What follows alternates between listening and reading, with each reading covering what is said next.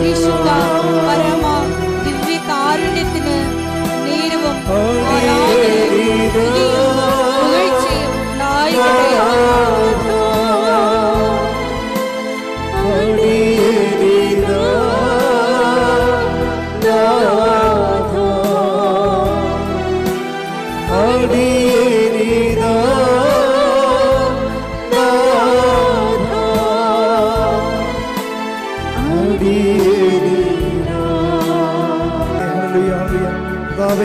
ഞങ്ങളെ ആരാധിക്കുന്ന സ്തുതികളെ കർത്താവേ, രണ്ട് കരങ്ങളും ഉയർത്തി ഈശോയെ സ്തുതികളെ.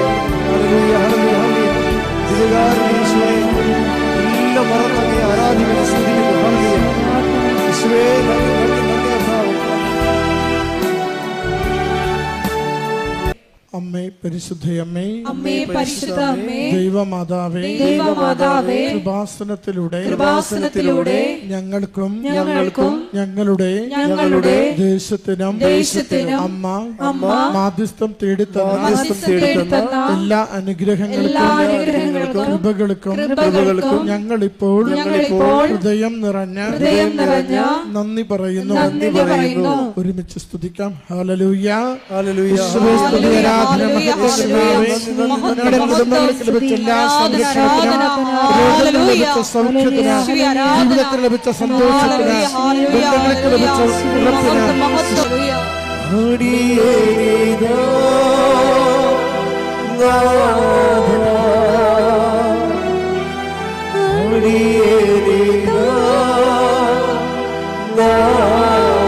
കൈകൾ ഈശ്വരൻ പിടിച്ചുകൊണ്ട്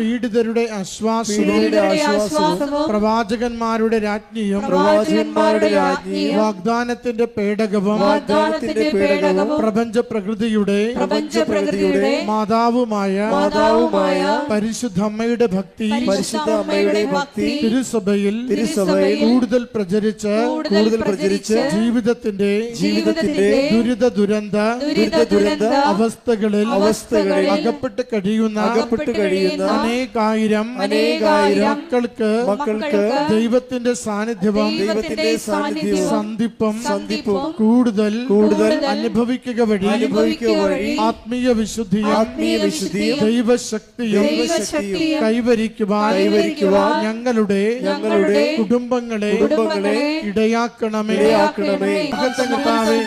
വിശ്വനാഥ, രോഗങ്ങൾക്ക് സൗഖ്യം നൽകണമേ, ജീവിത പ്രശ്നങ്ങൾക്ക് പരിഹാരം നൽകണമേ, കുടുംബത്തിന് സമാധാനം നൽകണമേ, വിദേശത്ത് പോകുവാനുള്ള തടസ്സങ്ങൾ മാറ്റിത്തരണമേ. ആശ്രയിച്ച് പ്രാർത്ഥിക്കുന്ന നിയോഗങ്ങൾക്ക് ഉടനടി പരിഹാരം നൽകി ജീവിതങ്ങളെ എവിടുന്ന് സുരക്ഷിതമായി നയിക്കണമേ. ഹല്ലേലൂയ. സ്തുതി കർത്താവേ, ആരാധന ആരാധന ആരാധന കർത്താവേ.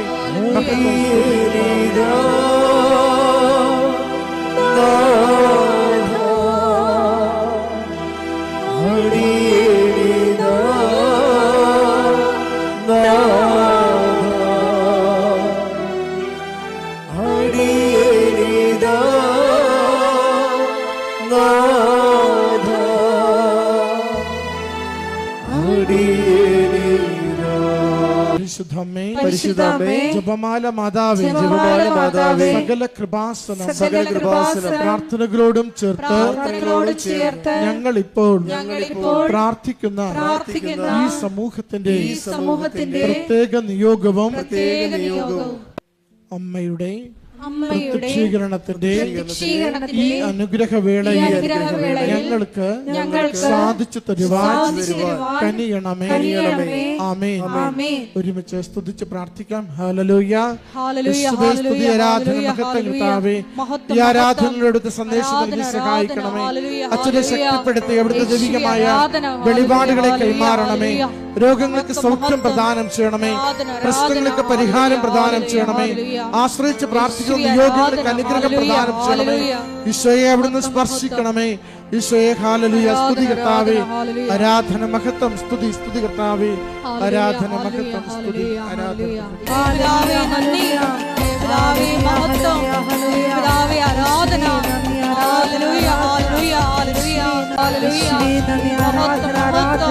Hallelujah. ഹല്ലേലൂയ. യേശുവേ നന്ദി. കർത്താവേ ആരാധന. കർത്താവേ നന്ദി. കർത്താവേ മഹത്വം. കർത്താവേ ആരാധന. ഹല്ലേലൂയ. മഹത്വം മഹത്വം. ആരാധന ആരാധന. Hallelujah hallelujah. യേശുവേ നന്ദി. യേശുവേ ആരാധന. ഹല്ലേലൂയ. ഡെയിലി ബ്രെഡ് എല്ലാ ദിവസവും ഉണ്ട്. എല്ലാവരും തന്നെ ഡെയിലി ബ്രെഡ് കൂടി രാവിലെ ഇവിടെ ഉള്ള അന്നത്തെ ജോലി മുഴുവനും, അന്നത്തെ നിങ്ങളുടെ യാത്ര, അന്നത്തെ നിങ്ങളുടെ പ്രാർത്ഥന, നിങ്ങളുടെ ഉദ്യമങ്ങൾ, സംരംഭങ്ങളൊക്കെയാണ് ഡെയിലി ബ്രെഡിൽ പ്രാർത്ഥിക്കുന്നത്. അപ്പം അന്നത്തെ ദിവസത്തേക്ക് വേണ്ടിയുള്ള പ്രത്യേക പ്രാർത്ഥനയും സന്ദേശമാണ്. 12 മിനിറ്റേ ഉള്ളൂ. അത് മറക്കാതെ കൂടാൻ നോക്കണം. ഷെയർ ചെയ്യണം. സ്റ്റാറ്റസ് ഇടുന്നവരുണ്ട്, അവരൊത്തിരി ദൈവം അനുഗ്രഹിക്കട്ടെ എന്ന് പ്രാർത്ഥിക്കുന്ന ജീവവചസ്സുകൾ ലിവിങ് ഓറക്കിൾ എന്ന് പറഞ്ഞ് നമ്മൾ പുതിയ ശുശ്രൂഷ ആരംഭിച്ചിട്ടുണ്ട്. എല്ലാ ഞായറാഴ്ചയും രാത്രി 8 മണിക്കാണ്. നല്ല സമയമാണ്, നിങ്ങളത് കേൾക്കണം. ഒത്തിരി കൃപാസന അനുഭവങ്ങളുടെ ആധ്യാത്മികതയുള്ള ആൾക്കാരാണ് അത് ചെയ്യുന്നത്. കൃപാസനം പത്രം അറബിയിൽ ഉൾപ്പെടെ ഇപ്പോൾ 21 ഭാഷകളുണ്ട്. അതാത് രാജ്യങ്ങളിൽ പോകുമ്പോൾ അതാത് രാജ്യങ്ങളിലെ പത്രങ്ങൾ വാങ്ങിച്ചുകൊണ്ട് പോകാൻ പ്രത്യേകം ശ്രദ്ധിക്കുക. അഖണ്ഡജമാല ഗ്രൂപ്പുകൾ ലോകം മുഴുവൻ നടക്കുന്നുണ്ട്. ആവശ്യമുള്ളവർക്ക് ഓഫീസിൽ നിന്ന് ജവന്മാർ നൽകും. 12 പേര് അല്ലെങ്കിൽ 6 പേര് ഗ്രൂപ്പിലുണ്ടായാൽ മതി. കൃപാസനത്തിൽ വരുമ്പോൾ എപ്പോഴും നമ്മൾ ശ്രദ്ധിക്കേണ്ട ഇതാണ്. ഇപ്പോൾ കഴിഞ്ഞ വ്യാഴാഴ്ച എനിക്ക് നല്ല പനിയായിരുന്നു. എന്നിട്ട് ഒരു കന്യാസ്ത്രീ അമ്മ ഒരു കിടപ്പ് രോഗിനെ കൊണ്ടുവന്ന് തിരക്കിയപ്പോഴുണ്ട്. അവർ ഉടമ്പടി എടുത്തിട്ടില്ല, ആര് പറഞ്ഞ കേട്ട് വന്നാണ്. അതല്ല പ്രശ്നം. അവർ പണ്ടോടെ ഞാൻ തിരക്കി വന്നപ്പോൾ അവർ ഉടമ്പടി എടുത്തതാണ്. അപ്പോൾ ആ കന്യാസ്ത്രീ ഉഴപ്പിയാണ് ഉടമ്പടി. കന്യാസ്ത്രീമാരെ ഉടമ്പടി ഉഴപ്പമുണ്ട്. അതുകൊണ്ടാണ് ഞാൻ ഇത് സീരിയസ് ആകണമെന്ന് ഓർക്കണം. അല്ലെങ്കിൽ എടുക്കത്തില്ലെങ്കിൽ എടുത്തില്ല. പക്ഷേ എടുത്തിട്ട് ദൈവത്തിന് പണി കൊടുത്താൽ തിരിച്ചു വരുന്ന പണി താങ്ങത്തില്ല. അതാണ് പ്രശ്നം. കാരണം ഉടമ്പടിയാണത്. അവിടെ സൂക്ഷിച്ച് വേണം കൈകാര്യം ചെയ്യാൻ. അപ്പം നിങ്ങളുടെ അച്ഛനുണ്ടോ ഇല്ലയെന്ന് തിരക്കണം. നേരത്തെ കൊണ്ടുവരുന്നതിന് മുമ്പ് അച്ഛനെ ഞായറാഴ്ചയും വ്യാഴാഴ്ചയും ഞാൻ ആരെയും കാണാത്ത ദിവസമാണ്, ശുശ്രൂഷ ഉള്ള ദിവസമാണ്. പിന്നെ ഇടവക ഉണ്ടെങ്കിൽ ഇടവകയിൽ പോകണം.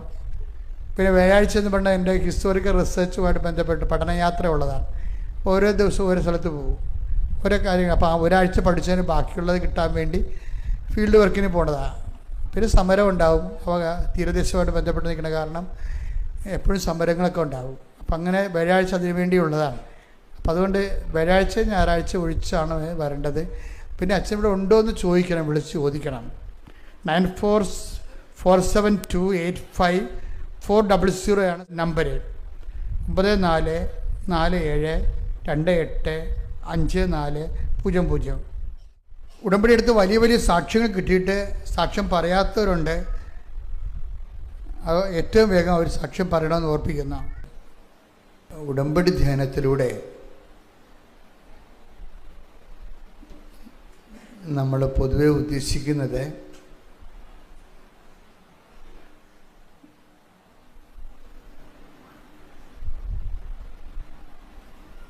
നമ്മുടെ വിജ്ഞാനം വർദ്ധിപ്പിക്കുക എന്നതിനേക്കാൾ ഉപരി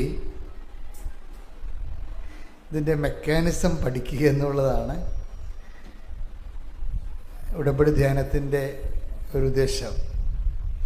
അറിവ് വർദ്ധിപ്പിക്കുക. ഇപ്പോൾ സ്കൂളിലൊക്കെ നമ്മൾ പഠിക്കുമ്പോൾ സ്കൂളിലെ സിലബസിനെ കുറിച്ച് പൊതുവെയുള്ള അഭിപ്രായ വ്യത്യാസം എന്ന് പറയുന്നത് സ്കൂളിലെ സിലബസുകളെല്ലാം തിയറട്ടിക്കൽ ലെവലിലാണ്. അത് ആപ്ലിക്കേഷൻസ് ഇല്ല, അതിൻ്റെ വർക്ക് ഓറിയൻറ്റഡ് അല്ല എന്നുള്ളതാണ്. അത് പ്രാക്ടിക്കാലിറ്റി ഇല്ലാത്തതാണ്. അപ്പോൾ അറിവിന് വേണ്ടി മാത്രം പഠിക്കുന്ന തിയറട്ടിക്കൽ ലെവലാണ് സ്കൂളിലെ വിദ്യാഭ്യാസം എന്ന ഒരു കംപ്ലൈൻ്റ് ഉണ്ട് പൊതുവേ. സാധാരണ ഭജന പ്രഘോഷങ്ങളുടെയൊക്കെ ഉദ്ദേശം പലപ്പോഴും ഈ മനുഷ്യന് അറിവ്, ദൈവത്തെക്കുറിച്ചുള്ള അറിവ് വർദ്ധിക്കുക, ആധ്യാത്മിക ജീവിതം പ്രഫുല്ലമാക്കുന്നതിന് വേണ്ടിയുള്ള അനുധാരികളെ ക്രമീകരിച്ച് തരിക എന്ന് തന്നെയാണ്. അതിൻ്റെ സ്വാഭാവികമായിട്ടുള്ള ഉദ്ദേശം എന്ന് പറയുന്നത് അറിവ് നമുക്ക് അനുഭവം തരണം. അറിവിൻ്റെ ഉദ്ദേശം എന്താ? ഡയറക്റ്റ് അറിവ് ബന്ധപ്പെട്ടിരിക്കുന്നത് ഇപ്പോൾ അനുഭവം ഉണ്ടായാലും ഇല്ലെങ്കിലും കുഴപ്പമൊന്നുമില്ല, അറിവ് കിട്ടിയാൽ മതി എന്നുള്ള ഒരു ഐഡിയ ശരിക്കും പറഞ്ഞ ഒരു മതവിദ്യാഭ്യാസത്തിൻ്റെ ഐഡിയ അല്ലത്. മതവിദ്യാഭ്യാസത്തിൽ എപ്പോഴും അറിവിന് അനുഭവം ഉണ്ടാകണം. അനുഭവം നമുക്ക് എന്താ തരണത്? വ്യക്തികൾക്ക് അനുഭവം ബോധ്യം നൽകും, അല്ലേ? ഈ ബോധ്യം നമ്മൾക്ക് എന്താ തരണത്? 2 ബോധ്യങ്ങൾ നമുക്കൊരു വ്യക്തിക്ക് കിട്ടാൻ സാധ്യതയുണ്ട്. ഒരു വ്യക്തിക്ക് 2 ഫാക്കൽറ്റി ഉള്ളത് കൊണ്ടാണ്. ഒന്ന്, ഒരു ഫാക്കൽറ്റി എന്താണ്? നമ്മുടെ ബുദ്ധി, അല്ലേ, ഇൻ്റലക്റ്റ്. മറ്റേത് നമ്മുടെ വൈകാരികമായ മേഖല, വില്ല്, മനസ്സ്. 2 ഫാക്കൽറ്റി ഉണ്ട്. ഈ 2 ഫാക്കൽറ്റിയിലും നമ്മുടെ അറിവ് കൺകറൻ്റ് ആകണം. വെച്ച് കഴിഞ്ഞാൽ 2നോടും 2 ഓഫീസിലും അതിന് സ്വീകാര്യമാകണം. ബുദ്ധിപരമായിട്ട് സ്വീകാര്യമാകണം, വൈകാരികമായിട്ടും സ്വീകാര്യമാകണം. അപ്പം അങ്ങനെ വരുമ്പോൾ നമുക്ക് കിട്ടുന്നത് ബുദ്ധിപരമായ ബോധ്യങ്ങൾ കിട്ടും, ഇൻ്റലക്ച്വൽ കൺവിക്ഷൻസ്. വൈകാരികമായിട്ട് നമുക്ക് ബോധ്യം, ഇമോഷണൽ കൺവിക്ഷൻസ്, വൈകാരിക ബോധ്യങ്ങൾ. ഈ ബോധ്യങ്ങൾ നമുക്ക് എന്താണ് ബോധ്യങ്ങളിലേക്ക് നമുക്ക് തരണത്? സാക്ഷ്യങ്ങളാണ്. ഈ സാക്ഷ്യം ഉണ്ടാണെങ്കിൽ ഇതിന് ready to eat instant breakfast എന്ന് പറഞ്ഞ പോലെ ഒരു റെഡിമെയ്ഡ് ഫുഡല്ലത്. സാക്ഷ്യം ഒരു പ്രോസസ്സിൻ്റെ ഭാഗമായിട്ട് വരുന്നതാണ്. ആദ്യം എന്താ കിട്ടുന്നത്? ആദ്യം അറിവ് കിട്ടും. പിന്നെന്ത് ചെയ്യും? അറിവ് തന്നെ പലതരത്തിലുണ്ട്. അറിവ് നമുക്ക് അറിവ് കിട്ടുന്നത് ഇതിൽ നിന്ന് വേണം. കുറേ അറിയാം ഇൻപുട്സുകൾ നമുക്കുണ്ട്. ഒന്ന് ചെവി, അല്ലേ, കേൾവിയിലൂടെ നമുക്ക് അറിവ് കിട്ടും. പിന്നെ എന്താണ്? നമുക്ക് കണ്ണ് കാണാൻ പറ്റും, അല്ലേ, ഓഡിയോ, വീഡിയോ, അല്ലേ, വീഡിയോ കണ്ണ് കാണാൻ പറ്റും, കണ്ണിലൂടെ നമുക്ക് അറിവ് കിട്ടും. പിന്നെ എന്താ കിട്ടുന്നത്? ടക്സിയോ, സ്പർശ്യമായിട്ട് തൊട്ട് മനസ്സിലാക്കാൻ പറ്റും, അല്ലേ. നമ്മൾ ഓരോ വസ്തുക്കളെ ചിലർ മണത്തും മനസ്സിലാക്കും, അല്ലേ, മുക്കുകൊണ്ട് മണം മനസ്സിലാക്കിയെടുക്കും. അതുകൊണ്ടാണ് നല്ലതാണെങ്കിലും മോശം നമ്മൾ റിജക്റ്റ് ചെയ്യുക ചെയ്യണത്. മരിയനിൽ മാത്രമേ ഈ മണം വരുന്നുള്ളൂ. ബാക്കി മരിയനില്ലാത്ത ആധ്യാത്മിക വിഷയങ്ങൾക്കെല്ലാം മൂക്കിന് വലിയ പ്രാധാന്യമില്ല. അവിടെ മരിയനിൽ നല്ല പ്രാധാന്യമാണ്. ആൾക്കാർ അത് ഇക്കാലത്ത് അതായത് മരിയൻ സ്പിരിച്വാലിറ്റി ഡെവലപ്പ് ചെയ്തതിന് ശേഷം കേരള ജനതയ്ക്കും ലോക ജനതയ്ക്കും കിട്ടിയ പുതിയൊരു അനുഭവമാണ് ഈ മൂക്കുകൊണ്ട് ദൈവത്തെ അനുഭവിക്കുക എന്നുള്ളത്. അത് ഒരു ദിവസം എങ്ങനെയായാലും ഒരു 2-3 സാക്ഷ്യങ്ങൾ വരും. അതായത് മുല്ലപ്പൂവിൻ്റെ ശക്തമായ സ്മെല്ല് വരും. മുല്ലപ്പൂവൊന്നുമല്ല, കാര്യം നമ്മുടെ ഫയലില്ലേ, അതേ ഉള്ളതാണ് പ്രശ്നം. മുല്ലപ്പൂ ആയിരിക്കത്തില്ലതേ, നമ്മുടെ ഫയലില്ലേ, മലയാളികളുടെ ഫയലല്ലേ, നമ്മുടെ ബ്രെയിനിലുള്ള ഫയല് മലയാളി ഫയലല്ലേ. മലയാളികൾക്ക് അറിയാവുന്നൊരു സ്മെല്ല് ഡിക്റ്റേറ്റ് ചെയ്യണ, ബ്രെയിൻ ഡിക്റ്റേറ്റ് ചെയ്യണത് മുല്ലപ്പൂവായിട്ടാണ്. അത് മുല്ലപ്പൂവിൻ്റെ മണം ആയിരിക്കത്തില്ലത്. നമുക്ക് പെട്ടെന്ന് നമ്മുടെ ബ്രെയിൻ ക്യാച്ച് ചെയ്തിട്ട് ഡിക്റ്റേറ്റ് ചെയ്തിട്ട് പറയും ഇത് ജസ്റ്റ് ലൈക്ക് ജാസ്മിൻ എന്ന് പറയും. അതായിരിക്കണം നിർബന്ധമില്ല, നമ്മളങ്ങനെ പറയണതാ. പക്ഷേ ചില കർണാടകക്കാരൻ ചിലപ്പോൾ വേറെ വല്ലതും പറഞ്ഞു തരും. കാര്യം അവന് കുറച്ച് അടുപ്പമുള്ള വിഷയം എന്താണ്, അതുമായിട്ട് ബന്ധപ്പെട്ടതായിരിക്കും അത് പറയണത്. എനിവേ, ഇതെല്ലാം ഐന്ദ്രിയ ഗോചരമായി വന്നിട്ടുണ്ട്. ഇത് ഈ കാലത്തല്ല, പഴയ നിയമത്തിലെ തന്നെ ഒരു നിലപാടാണത്. സാക്ഷ്യവുമായിട്ട് ബന്ധപ്പെട്ടത് എപ്പോഴും അതാണ്. Take the word of God. ഞങ്ങൾ കണ്ണുകൊണ്ട് കണ്ടത് യോഹന്നാൻ 1:1. ആദ്യം മുതൽ ഉണ്ടായിരുന്നതും ഞങ്ങൾ കേട്ടതും സ്വന്തം കണ്ണുകൊണ്ട് കണ്ടതും സൂക്ഷിച്ചു വീക്ഷിച്ചതും കൈകൊണ്ട് സ്പർശിച്ചതുമായ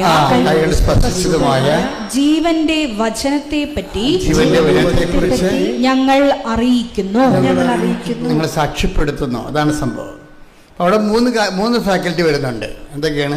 കണ്ണുകൊണ്ട് കണ്ടത്, ആദ്യം മുതൽ ഉണ്ടായതും ഞങ്ങൾ കേട്ടതും കണ്ണുകൊണ്ട് കണ്ടതും കൈകൊണ്ട് സ്പർശിച്ചതും. ആരെക്കുറിച്ചാണ് ഇവർ പറയണത്? യോഹന്നാനെ പറയണത് ഈശോനെ കുറിച്ച് പറയണതാ. ഈശോയുടെ നെഞ്ചത്ത് കിടന്ന കക്ഷിയാണ്. അന്ത്യത്താഴ സമയത്ത് ഈശോയുടെ നെഞ്ചത്ത് കിടന്ന കക്ഷിയാണ്. അപ്പോൾ ഈശോൻ്റെ കൂടെ ജീവിച്ചപ്പോൾ ഈ ആദ്യം മുതലുണ്ടായിരുന്ന വചനം മാംസമായി മനുഷ്യാവതാരം ചെയ്ത് നമ്മുടെ കൂടെ വസിച്ച കാലത്ത് ആ ദൈവത്തിന് നെഞ്ചത്ത് കിടന്നയാളാണ് ഇത് എഴുതിയിരിക്കുന്നത്. ആദ്യം മുതലേ ഉണ്ടായിരുന്നതാണ്, ഞങ്ങൾ കേട്ടതാണ്, ഞങ്ങൾ കണ്ണുകൊണ്ട് കണ്ടതാണ്, കണ്ടതല്ല സൂക്ഷിച്ച് വീക്ഷിച്ചത് കൂടിയാണ്, കൈകൊണ്ട് സ്പർശിച്ചതാണ്. അപ്പോൾ ഈ ദൈവത്തെ യേശുക്രിസ്തുവിലൂടെ വെളിപ്പെടുത്തപ്പെട്ട ദൈവം എക്കാലവും ഈ ഇന്ദ്രിയങ്ങൾക്കെല്ലാം വശംവദമാണ്. ഇന്ദ്രിയ അനുഭവങ്ങൾക്ക് വശംവദമാണ്. ആ യേശുക്രിസ്തു തന്നെയാണ് ചരിത്രത്തിലൂടെ നമ്മുടെ കൂടെ സമാന്തരമായിട്ട് നീളുന്നത്. അതിപ്പോൾ മനസ്സിലാക്കണം. ആദ്യം മുതൽ ഉണ്ടായിരുന്ന യേശു അനുഭവം തന്നെയാണ് ചരിത്രത്തിലൂടെ നമുക്ക് ചരിത്രത്തിന് സമാന്തരമായിട്ട് നമ്മുടെ കൂടെ അങ്ങ് ജീവിച്ചു പോണത്. അതുകൊണ്ട് തന്നെയാണ് നമുക്ക് എക്കാലത്തും, അതുകൊണ്ട് യേശുക്രിസ്തു ഹെബ്രായർ 13:8 യേശുക്രിസ്തു ഇന്നലെയും ഇന്നും എന്നും ഒരേ ആൾ തന്നെയാണ്. കൈയടിച്ച ശ്രദ്ധിക്കട്ടെ.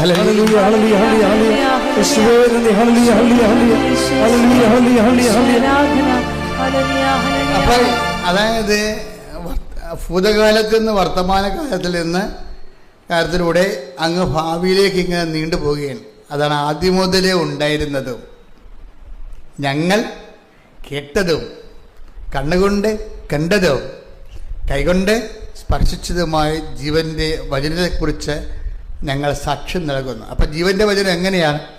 ജീവൻ്റെ വചനം യോഹന്നാനെ വെച്ച് നിൽക്കുന്നില്ല. ജീവൻ്റെ വചനം യേശുക്രിസ്തു ഇന്നലെയും പറഞ്ഞേ, യേശുക്രിസ്തു ഇന്നലെയും ഇന്നും അടുത്ത വചനം എന്താണ്? എന്നും ഒരേ ആൾ തന്നെയാണ്.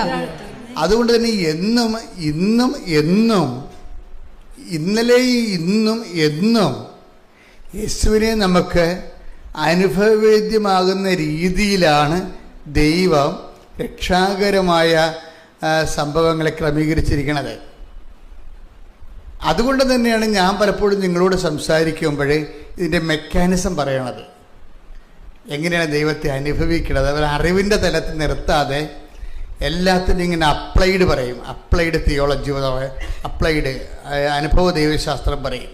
എന്താണ് എക്സ്പീരിയൻഷ്യൽ തിയോളജി പറയും. എന്താണ്, എങ്ങനെയാണ്, എന്ത് ചെയ്താൽ ഈ ദൈവത്തെ നമുക്ക് അനുഭവിക്കാൻ പറ്റും? ആദ്യം ഉണ്ടായിരുന്നതും ഇന്ന് ഉള്ളതും നാളെ ഉണ്ടാകുന്നതുമായ ഈ ദൈവാനുഭവത്തെ എങ്ങനെ നമുക്ക് അവകാശമാക്കാൻ പറ്റും? അതിൻ്റെ റോൾ ഓഫ് ദി കവനൻറ്റ്, അതിന് ആ ഒരു ലക്ഷ്യത്തിന് വേണ്ടിയുള്ള ഉടമ്പടിയുടെ റോൾ എന്താണ്? അതാണ് ഞാൻ പലപ്പോഴും നിങ്ങളോട് സംസാരിക്കുന്നത്. അല്ല, ഒരു പ്രാർത്ഥന സബ്ജക്റ്റിനേക്കാൾ ഉപരി ഈ ആദ്യം മുതലേ ഉണ്ടായിരുന്നതും ഇന്നുള്ളതും നാളത്തെ മനുഷ്യന് അനുഭവിക്കുക. ഇപ്പം നമ്മുടെ കാലം കഴിയുമ്പോൾ വേറെ ഒരു തലമുറയുടെ വരത്തില്ലേ, അവർക്കും അനുഭവിക്കാൻ പറ്റുന്ന രീതിയിൽ ഓരോ വ്യക്തികളും കൈവരിക്കേണ്ട ചില അനുഭവ തലങ്ങളുണ്ട്. എങ്ങനെ യേശുവിനെ അനുഭവിക്കാൻ പറ്റും? അതാണ് പലപ്പോഴും റോൾ ഓഫ് ദി കവനൻ്റായിട്ട് വരണത്. കവനൻ്റെ ഉദ്ദേശം എന്താണ്? ഇപ്പോൾ ഞാൻ എപ്പോഴും നിങ്ങൾ പറയും, ഉടമ്പടി ഒരു ചൊല്ലുന്ന പ്രാർത്ഥനയല്ല, പിന്നെ എന്താ പറയുക, ചെയ്യുന്ന പ്രവൃത്തിയാണ്. അതാണ് എപ്പോഴത് അതിന് പ്രഖ്യാപിതമായ ഒരു പഠനമാണത്. ചെല്ലുന്ന പ്രാർത്ഥനയല്ല, ചെയ്യുന്ന പ്രവൃത്തിയാണ്. ഇപ്പോൾ ഉടമ്പടിയിലേക്ക് വരുമ്പോൾ അതുകൊണ്ടാണ് കഴിഞ്ഞ ദിവസങ്ങളിൽ ഇവിടെ ഒരു സാക്ഷി ഉണ്ടായിരുന്നു. ഞാനിവിടെ ഇവിടെ ആൾക്കാരെ കേട്ടു നിന്ന സാക്ഷി ഇതാണ്. അതായത് ഒരു പയ്യൻസ് പറയുകയാണ്, ഞങ്ങളുടെ വീട്ടിൽ സ്വർഗസ്ഥ പിതാവ് ഒഴിച്ച് ബാക്കി എല്ലാ പ്രാർത്ഥനയും പപ്പ ബാൻ ചെയ്തിരിക്കണമെന്ന്. അതെനിക്ക് ഭയങ്കര ഇഷ്ടപ്പെട്ടു. എന്താ വെച്ചാൽ പപ്പ പറയണതെന്ന് വെച്ചാൽ ഇവിടെ ഈ വീട്ടിൽ സ്വർഗസ്ഥനായ പിതാവ് മാത്രം ചെല്ലിയാൽ മതിയെന്ന്. അപ്പം ഞാനോർത്ത് പിന്നെ എന്തിനാ ഇവന് ഉടമ്പടി വന്നത്? ഉടമ്പടി വരുമ്പോൾ സ്വർഗസ്ഥനായ പിതാവ് മാത്രമല്ലല്ല, വേറെ എന്തെല്ലാം കാര്യങ്ങളാണ് ഉള്ളത്. അപ്പോൾ നമുക്ക് മനസ്സിലാകും ആ വീട്ടിൽ അവന് 10-27 വയസ്സുണ്ട്. ഇന്ന് വരെ ആ വീട്ടിൽ സ്വർഗസ്ഥനായ പിതാവ് മാത്രമേ ചെല്ലിച്ചിട്ടുള്ളത്. എന്ന് പപ്പ പറഞ്ഞു കൊടുക്കണത് ഇതാണ് യഥാർത്ഥത്തിൽ ഈശോ പഠിപ്പിച്ച പ്രാർത്ഥന. വേറെ ഒരു പ്രാർത്ഥനയല്ല. അതാണ് പപ്പയുടെ സ്റ്റാൻഡേർഡ്. അത് ശരിയാണല്ലോ, അത് ശരിയാണല്ല. പപ്പ എന്താ പറഞ്ഞിരിക്കുന്നത്? ഇതാണ് യഥാർത്ഥ പ്രാർത്ഥന, ഇതാണ് ഈശോ പഠിപ്പിച്ചത്, ഇതല്ലാത്ത വേറെ ഒരു പ്രാർത്ഥനയല്ല എന്നാണ്. പക്ഷെ എൻ്റെ പ്രശ്നം വെച്ച് കഴിഞ്ഞാൽ പിന്നെ എന്തിനാ പുള്ളിക്കാരൻ ഉടമ്പടി എടുത്തത്? ഈ പ്രാർത്ഥന മാത്രം പ്രാർത്ഥിച്ചിട്ട് പുള്ളിക്കാരൻ്റെ ജീവിതത്തിലെ പല പ്രശ്നങ്ങൾക്കും ദൈവത്തെ ഇടപെടുത്താൻ പറ്റണില്ല. കാര്യം പ്രാർത്ഥന നല്ലതാണെങ്കിലും, നമുക്കറിയാമല്ലേ, പ്രാർത്ഥന നല്ലതാണെങ്കിലും ഉപയോഗിക്കുന്ന ആൾ നല്ലതായിരിക്കണം. ഇവിടെ ഒരു പ്രശ്നമുണ്ട്. പ്രാർത്ഥനയ്ക്ക് വരുന്നൊരു പ്രശ്നത്തിൽ പ്രാർത്ഥനയുടെ ഗ്രാമർ ശരിയായ മാത്രം പോരാ. പ്രാർത്ഥനയ്ക്ക് വരുന്ന ഒരു പ്രോബ്ലം വരാൻ എന്താണെന്നറിയോ? എന്താണ്? പ്രാർത്ഥനയുടെ ഗ്രാമർ ശരിയായിരിക്കും, പ്രാർത്ഥനയുടെ ദൈവശാസ്ത്രം ശരിയായിരിക്കും. കാര്യം ഈശോ തന്നെ പഠിപ്പിച്ച പ്രാർത്ഥനയാണല്ലേ. ഇപ്പം ദൈവശാസ്ത്രത്തിൽ തെറ്റുണ്ടാകത്തില്ല. പക്ഷെ ഇത് ആക്ടിവേറ്റ് ചെയ്യണത് ആരാണ്? നമ്മളാണ്. നമ്മുടെ പട്ടാളക്കാർക്ക് ഈ യുദ്ധകാല അവസ്ഥ, യുദ്ധകാല അടിയന്തരാവസ്ഥയിൽ ഇതൊന്നും പഠിക്കാനുള്ള സമയം ഉണ്ടാകത്തില്ല. അപ്പോഴവരെ തന്നെ ഇവിടെ കൊണ്ടുവന്നിട്ടാണ് നമ്മളിത് ഓപ്പറേറ്റ് ചെയ്യിക്കുന്നത്. എല്ലാ രാജ്യങ്ങളും അങ്ങനെ ചെയ്യണത്. നമുക്ക് പിന്നെ അത്രയും പ്രശ്നമില്ല, നമുക്കൊരു 5% സപ്പോർട്ട് കിട്ടിയാൽ മതി. എന്താ പ്രശ്നം എന്ന് വെച്ച് കഴിഞ്ഞാൽ, ഇതുപോലെ ആ കൊണ്ടുവരുന്ന സംഭവങ്ങൾ നല്ലതാണെങ്കിലും ഉപയോഗിക്കാൻ അറിയാൻ അല്ലെങ്കിൽ ഉപയോഗിക്കുന്ന ആൾ പൊട്ടയാണെങ്കിൽ ഉപയോഗിക്കാൻ പറ്റത്തില്ല. സ്വർഗസ്ഥനായ പിതാവിന് പറ്റണ ഒരു അബദ്ധം അതാണ്. സ്വർഗസ്ഥനായ പിതാവിൻ്റെ പ്രാർത്ഥന തിയോളജിക്കലായിട്ട് കറക്റ്റാണ്, പക്ഷെ നമുക്കതിൻ്റെ മെക്കാനിസം അറിയത്തില്ല. അത് സ്വർഗസ്ഥനായ പിതാവിൻ്റെ പ്രാർത്ഥന ഈശോ പഠിപ്പിച്ച പ്രാർത്ഥനയല്ലേ. അപ്പോൾ ഇനി അതിനേക്കാൾ വല്ലാമുള്ള പ്രാർത്ഥന ഇല്ല. പക്ഷേ ഇത് ഉപയോഗിക്കണത് ആരാ? നമ്മളാണിത് ഉപയോഗിക്കുന്നത്. അതാണ് വിഷയം പറയണത്. നമ്മൾക്കിത് ഉപയോഗിക്കാനുള്ള ആംബിയർ ഉണ്ടോ? അതാണ് പ്രശ്നം. ഈശോ പഠിപ്പിച്ച പ്രാർത്ഥന ഈശോയ്ക്ക് ഉപയോഗിക്കാനുള്ള ആംബിയർ ഉണ്ടായിരുന്നു. അതുകൊണ്ടാണ് പട്ടേ എന്നതിന് ഉത്തരം കിട്ടുന്നത്. അത് നമ്മളെപ്പോഴും ശ്രദ്ധിക്കണം. ഈശോ പഠിപ്പിച്ച പ്രാർത്ഥന ഈശോയ്ക്ക് പ്രയോഗിക്കാനുള്ള ആംബിയർ ഉണ്ടായിരുന്നു. അതുകൊണ്ട് ഈശോയ്ക്ക് എന്താ പറ്റി? പെട്ടെന്ന് ഉത്തരം കിട്ടി. നമ്മൾക്ക് പെട്ടെന്ന് ഉത്തരം കിട്ടത്തില്ല. ചിലർക്ക്, എല്ലാവർക്കും അല്ല, ചിലർക്ക് ഉത്തരം കിട്ടാൻ താമസിക്കും. എന്താണ്? സ്വർഗസ്ഥനായ പിതാവിൻ്റെ പ്രാർത്ഥന പ്രാർത്ഥിക്കണമെങ്കിൽ അതിന് തക്കതായിട്ടുള്ള ഒരു ആധ്യാത്മികമായ ഈടുവെപ്പ് ആ വ്യക്തിക്ക് ഉണ്ടാകണം. നിങ്ങൾ ഇപ്രകാരം പ്രാർത്ഥിക്കുവിൻ. നിങ്ങൾ ഇപ്രകാരം പ്രാർത്ഥിക്കുവിൻ. സ്വർഗസ്ഥനായ ഞങ്ങളുടെ പിതാവേ, സ്വർഗസ്ഥനായ ഞങ്ങളുടെ പിതാവേ, അങ്ങയുടെ നാമം പൂജിതമാകണമേ. അങ്ങയുടെ നാമം പൂജിതമാകണമേ. അങ്ങയുടെ രാജ്യം വരേണമേ. അങ്ങയുടെ രാജ്യം വരണമേ. അങ്ങയുടെ ഹിതം സ്വർഗത്തിലെ പോലെ ഭൂമിയിലുമാകണമേ. അങ്ങയുടെ ഹിതം സ്വർഗത്തിലെ പോലെ ഭൂമിയിലുമാകണമേ. ഇതെല്ലാം ഒന്നാണ്. അതാണ് വിഷയം. സ്വർഗസ്ഥനായ ഞങ്ങളുടെ പിതാവേ, അങ്ങയുടെ നാമം, അങ്ങയുടെ രാജ്യം വരണമേ, അങ്ങയുടെ തിരുമനസ്സ്, ഇതെല്ലാം ഒന്നാ. ദൈവത്തിൻ്റെ തിരുമനസ്സ് നിറവേറുമ്പോഴാണ് ദൈവത്തിൻ്റെ നാമം മഹത്വപ്പെടുന്നത്. നമ്മുടെ പ്രവർത്തനങ്ങൾ വഴിയാണ് ദൈവനാമം മഹത്വപ്പെടുന്നത്. ദൈവനാമത്തിന് അതിൽ തന്നെ മഹത്വമുണ്ട്. നമ്മൾ കൊടുക്കുമ്പോൾ ഉപരിമഹത്വമാണ്. അതുകൊണ്ടാണ് വിശുദ്ധ ഫ്രാൻസിസ് സേവറെ, ഇഗ്നീഷ്യസ് ലയോള ഒക്കെ കത്തെഴുതുമ്പോൾ for the greater glory of Jesus Christ എന്ന് എഴുതും. കത്തെഴുതുമ്പോൾ തന്നെ അത് ദൈവത്തിൽ തന്നെ മഹത്വമുണ്ട്. പിന്നെ നമ്മുടെ പ്രവർത്തനങ്ങളാലും ദൈവഹിതം നമ്മൾ ഏറ്റെടുക്കാനുള്ള നമ്മളുടെ ഡെസിബിലിറ്റി, അതിനോടുള്ള ഒരു പ്രത്യേകമായ ഒരു സമർപ്പണം കാരണം നമ്മളുടെ പ്രവർത്തനങ്ങൾ വഴിയും ദൈവനാമം മഹത്വപ്പെടും. ആ മഹത്വത്തിന് ഉപരി മഹത്വം എന്നാണ് പറയണത്. അതുകൊണ്ടാണ് വിശുദ്ധ ഫ്രാൻസിസ് സേവറും ഇഗ്നീഷ്യസ് ലയോളയും കത്തെഴുതുമ്പോൾ ഫോർ ദി ഗ്രേറ്റർ ഗ്ലോറി എന്ന് എഴുതാൻ കാര്യം. പക്ഷെ ആ പ്രാർത്ഥന ഈശോ പ്രാർത്ഥിച്ചപ്പോൾ പെട്ടെന്ന് മിന്നൽപ്പിണർ പോലെ തന്നെ അതിന് മറുപടി ഉണ്ടായി. കാര്യം അത്രയും പെർഫെക്റ്റാണ് ആ പ്രാർത്ഥന. നമ്മൾ പ്രാർത്ഥിച്ചാൽ അത്രയും പെട്ടെന്ന് സ്പീഡപ്പ് ആകണമെന്ന് നിർബന്ധമില്ല. ഇപ്പോൾ പറഞ്ഞ മനസ്സിലായില്ലേ? ഈശോ പ്രാർത്ഥിച്ച ആ പ്രാർത്ഥന തന്നെ, സ്വർഗസ്ഥനായ പിതാവ് തന്നെ ഈശോ പ്രാർത്ഥിച്ച സമയമുണ്ട്. യോഹന്നാന്റെ സുവിശേഷം 12:28. പിതാവേ പിതാവേ അങ്ങയുടെ നാമത്തെ മഹത്വപ്പെടുത്തണമേ. എന്നെ സ്വർഗസ്ഥനായ പിതാവേ അങ്ങയുടെ നാമം, അതാണ് ഈ പറയണത്. മനസ്സിലായില്ലേ? ഈശോയുടെ ജീവിതത്തിൽ ഒരു പ്രശ്നം ഉണ്ടായപ്പോഴും ഈശോ ശിഷ്യന്മാരെ താൻ പഠിപ്പിച്ച പ്രാർത്ഥന തന്നെയാണ് ഈശോ സ്വന്തമായിട്ട് പ്രാർത്ഥിച്ചിരിക്കണത്. പിടിയിട്ടില്ലേ? ആ പ്രാർത്ഥന കറക്റ്റാണ്, പെർഫെക്റ്റ് ആണത്. എന്താണ് 12:28? അത് 6:9 മത്തായി 6:9. സ്വർഗസ്ഥനായ ഞങ്ങളുടെ പിതാവേ അങ്ങയുടെ നാം പൂജിതമാകണമേ, അങ്ങയുടെ രാജ്യം വരണമേ എന്ന് പറയുന്ന ആ പ്രാർത്ഥന തന്നെയാണ് 12:28 പ്രാർത്ഥിക്കുന്നത്. ഈശോയ്ക്കൊരു ജീവിത പ്രശ്നം ഉണ്ടായപ്പോൾ ഈശോ അത് ആക്ടിവേറ്റ് ചെയ്യണ ഈ പ്രാർത്ഥനയാണ്. എന്താന്ന് പറഞ്ഞ് 12:28? പിതാവേ പിതാവേ അങ്ങയുടെ നാമത്തെ മഹത്വപ്പെടുത്തണമേ. അങ്ങയുടെ നാമത്തെ മഹത്വപ്പെടുത്തണമേ. അപ്പോൾ അപ്പോൾ സ്വർഗത്തിൽ നിന്ന് പെട്ടെന്നാണ് പരിപാടി. വൈകി ഇത് പെട്ടെന്നാണ് കാര്യം. എന്താ? പ്രാർത്ഥനയുടെ സ്വഭാവം തന്നെ പെട്ടെന്ന് ആൻസർ ചെയ്യുന്ന രീതിയിലാണ് ആ പ്രാർത്ഥനയുടെ ഡിസൈൻ ചെയ്ത്. തിയോളജിക്കലി പെർഫെക്റ്റ് ആണത്, ബിബ്ലിക്കൽ തിയോളജിക്ക് പെർഫെക്റ്റ് ആണത്, സ്പിരിച്വൽ തിയോളജി പെർഫെക്റ്റ് പ്രാർത്ഥനയാണ്. അതുകൊണ്ടാണ് ടക്ക് എന്നാണ് ഉത്തരം കിട്ടുന്നത്. എന്താ പറയണത്? സ്വർഗത്തിൽ നിന്ന് സ്വർഗത്തിൽ നിന്ന് ഒരു സ്വരമുണ്ടായി, ഒരു സ്വരമുണ്ടായി. ഞാൻ മഹത്വപ്പെടുത്തിയിരിക്കുന്നു, ഞാൻ മഹത്വപ്പെടുത്തിയിരിക്കുന്നു, ഇനിയും മഹത്വപ്പെടുത്തും, ഇനിയും മഹത്വപ്പെടുത്തും. അപ്പോഴേ ഈ പ്രാർത്ഥന പെർഫെക്റ്റ് ആണ്. പക്ഷെ അതിന് ടൈം ഷോർട്ടനിങ് വന്നിരിക്കുന്നത് എന്താണ്? പ്രാർത്ഥിച്ച ആൾ പെർഫെക്റ്റ് ആയതുകൊണ്ടാണ്. മനസ്സിലായി? പ്രാർത്ഥിച്ച ആൾ ഓക്കെ ആയതുകൊണ്ടാണ്. നമ്മൾ ആ പ്രാർത്ഥന പ്രാർത്ഥിക്കുമ്പോൾ കാര്യം ആ പ്രാർത്ഥനയും നമ്മളും തമ്മിൽ വലിയ ബന്ധമില്ല. അതാണൊരു പ്രശ്നം വരണത്. ഒരു ആധ്യാത്മിക ജീവിതം എന്ന് പറയണത് സ്വർഗസ്ഥനായ പിതാവേ എന്നുള്ള പ്രാർത്ഥന ചൊല്ലാനുള്ള യോഗ്യത നേടിയെടുക്കുന്നതാണ്. You got the point. ഒരു ആധ്യാത്മിക ജീവിതം എന്ന് പറഞ്ഞാൽ എന്താണ്? സ്വർഗസ്ഥനായ എന്ന് പറഞ്ഞ സ്വർഗസ്ഥനായ പിതാവേ എന്നുള്ള പ്രാർത്ഥന ചൊല്ലുവാനുള്ള യോഗ്യത നേടുന്നതാണ്, അതിനുള്ള പരിശ്രമമാണ് ആധ്യാത്മിക ജീവിതം.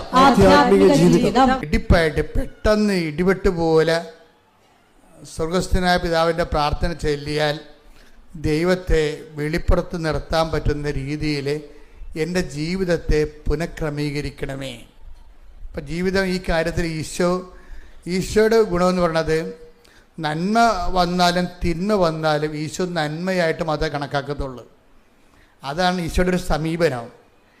നന്മ വന്നാലും തിന്മ വന്നാലും കേൾക്കണത് നന്മയാണ്. ഇപ്പം ജപ്തി നടപടി, അല്ലെങ്കിൽ നിങ്ങളുടെ ജോലി പോയി, അല്ലെങ്കിൽ നിങ്ങൾക്കെതിരെ കേസ് വന്നു, നന്മ വന്നാലും അപ്പം നിങ്ങൾക്കെതിരെ ജെട്ടു നടു എൻ്റെ തമ്പുരാന്താവ് തമ്പ തലേ കൈ വെക്കും അല്ലേ? നമ്മുടെ ഫസ്റ്റ് ബോഡി ലാംഗ്വേജ് എന്താണ്? തലേ കൈ വെച്ചുണ്ട്. ഈശോയുടെ രീതി എന്ന് പറയണത് നന്മ വന്നാലും തിന്മ വന്നാലും ഈശോയ്ക്ക് ഒരേ നിലപാട് മാത്രമേ ഉള്ളൂ. നന്മ വന്നാലും തിന്മ വന്നാലും ഈശോയ്ക്ക് നന്മയായിട്ടേ കണക്കാക്കത്തുള്ളൂ. അതൊരു നിലപാടാണ്. സ്വർഗസ്ഥനായ പിതാവ് എന്ന പ്രാർത്ഥന ചെയ്യാനുള്ള ആദ്യ മനോഭാവം ഇതാണ്. എന്താണ്? നന്മ വന്നാലും തിന്മ വന്നാലും നന്മയായിട്ട് കണക്കാക്കണം. പിടി കിട്ടിയ അതായത് എന്ന് പറഞ്ഞ് സ്വർഗസ്ഥനായ പിതാവ് എന്നുള്ള പ്രാർത്ഥന ചൊല്ലാനുള്ള യോഗ്യതയായ നന്മ വന്നാലും തിന്മ വന്നാലും നന്മയായിട്ട് കണക്കാക്കാനുള്ള ആധ്യാത്മിക വളർച്ചയിലേക്ക് എന്നെ ഉയർത്തണമേ. ശ്രദ്ധിക്കട്ടെ. ഹല്ലേലൂയ. യോഹന്നാന്റെ സുവിശേഷം 11:4 ഈ വചനമുണ്ട്. നന്മ വന്നാലും തിന്മ വന്നാലും ഈശോ നന്മയായിട്ട് കണക്കാക്കും. അതൊരു നിലപാടാണത്, ജീവിതത്തിൻ്റെ സമീപനമാണത്. അത് സ്വർഗസ്ഥനായ പിതാവിൻ്റെ ഒരു നിലപാട് തരയാണ്. ലോഞ്ചിങ് പാടെന്ന് പറയത്തില്ലേ, അതുപോലെ ലോഞ്ച് ചെയ്യണമെന്നുണ്ടെങ്കിൽ ഈ ഒരു നിലപാട് എടുക്കണം നമ്മൾ. നന്മ വന്നാലും തിന്മ വന്നാലും എൻ്റെ ദൈവം എനിക്ക് നന്മയായിട്ട് മാറ്റത്തുള്ളൂ. അതാണ് വിഷയം. അതുകൊണ്ട് നന്മ വന്നാലും തിന്മ വന്നാലും ഈശോ നന്മയായിട്ടാണ് കണക്കാക്കത്തുള്ളൂ, തിന്മയായിട്ട് കണക്കാക്കത്തില്ല. അതൊരു ആധ്യാത്മിക വളർച്ചയാണ്. സ്വർഗസ്ഥനായ പിതാവ് നമുക്ക് ചെല്ലാനുള്ള ഒരു യോഗ്യതയാണ് അത്. യോഹന്നാൻ 11:4. അത് കേട്ടപ്പോൾ യേശു പറഞ്ഞു, ഈ രോഗം മരണത്തിൽ അവസാനിക്കാനുള്ളതല്ല. എന്താണ് കേട്ടതെന്ന് നോക്കിയ 13 കർത്താവേ, ഇതാ അങ്ങ് സ്നേഹിക്കുന്നവൻ രോഗിയായിരിക്കുന്നു എന്ന് പറയാൻ ആ സഹോദരിമാർ അവന്റെ അടുക്കലേക്ക് ആളയച്ചു. അപ്പൊ ഇത് സംഗതി സീരിയസ് ആണ്. അപ്പടെ ഈശോക്ക് സ്വകാര്യമായിട്ടുള്ള അടുപ്പമൊക്കെ ഉള്ളത് ഈ ലാസറുമായിട്ടാണ്. ഒത്തിരി പേര് ഇങ്ങനെ നിക്കഡേമോസ് രാത്രി ഈശോനെ കാണാൻ വന്നിട്ടുണ്ട്. അങ്ങനെ വളരെ വിരലുണ്ടാകുന്ന ആൾക്കാരുമായിട്ട് മാത്രമേ കർത്താവിന് അതായത് പേഴ്സണൽ ഇൻറ്റിമസി ഉണ്ടാകത്തുള്ളൂ. ആ പേഴ്സണൽ ഇൻറ്റിമസി ഉണ്ടായിരുന്ന ഒരാളാണ് അത് ഈ ലാസർ എന്ന് പറയുന്ന ആൾ. അപ്പോൾ ഈ ലാസർ പെട്ടെന്ന് രോഗിയായിപ്പോയി.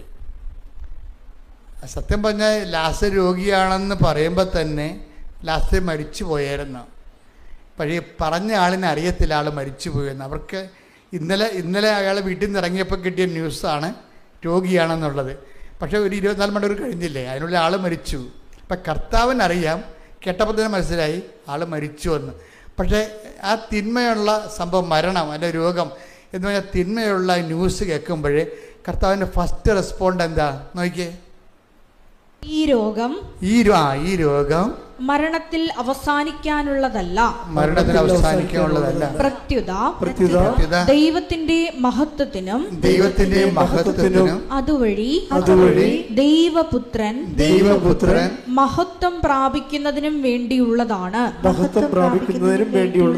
അപ്പൊ എപ്പോഴും നമ്മൾ ശ്രദ്ധിക്കേണ്ടതെന്ന് വെച്ച് കഴിഞ്ഞാല് ഒരു വിഷയത്തിൽ 2 മഹത്വം, ഒരു വെടിക്ക് 2 പക്ഷം എന്ന രീതിയിലാണ് സംഭവിക്കുന്നത്. എന്താണ് ഈ ഈശോ എപ്പോഴും മഹത്വം പറയുമ്പോൾ ഈശോ പറയണത് ആദ്യം പിതാവിൻ്റെ മഹത്വമാണ് പകർന്ന് ആ പിതാവിൻ്റെ വക്ഷസ്സിലെ ഏകജാതനെ പകർന്ന് കിട്ടുന്ന പിതാവിൻ്റെ മഹത്വമാണ്.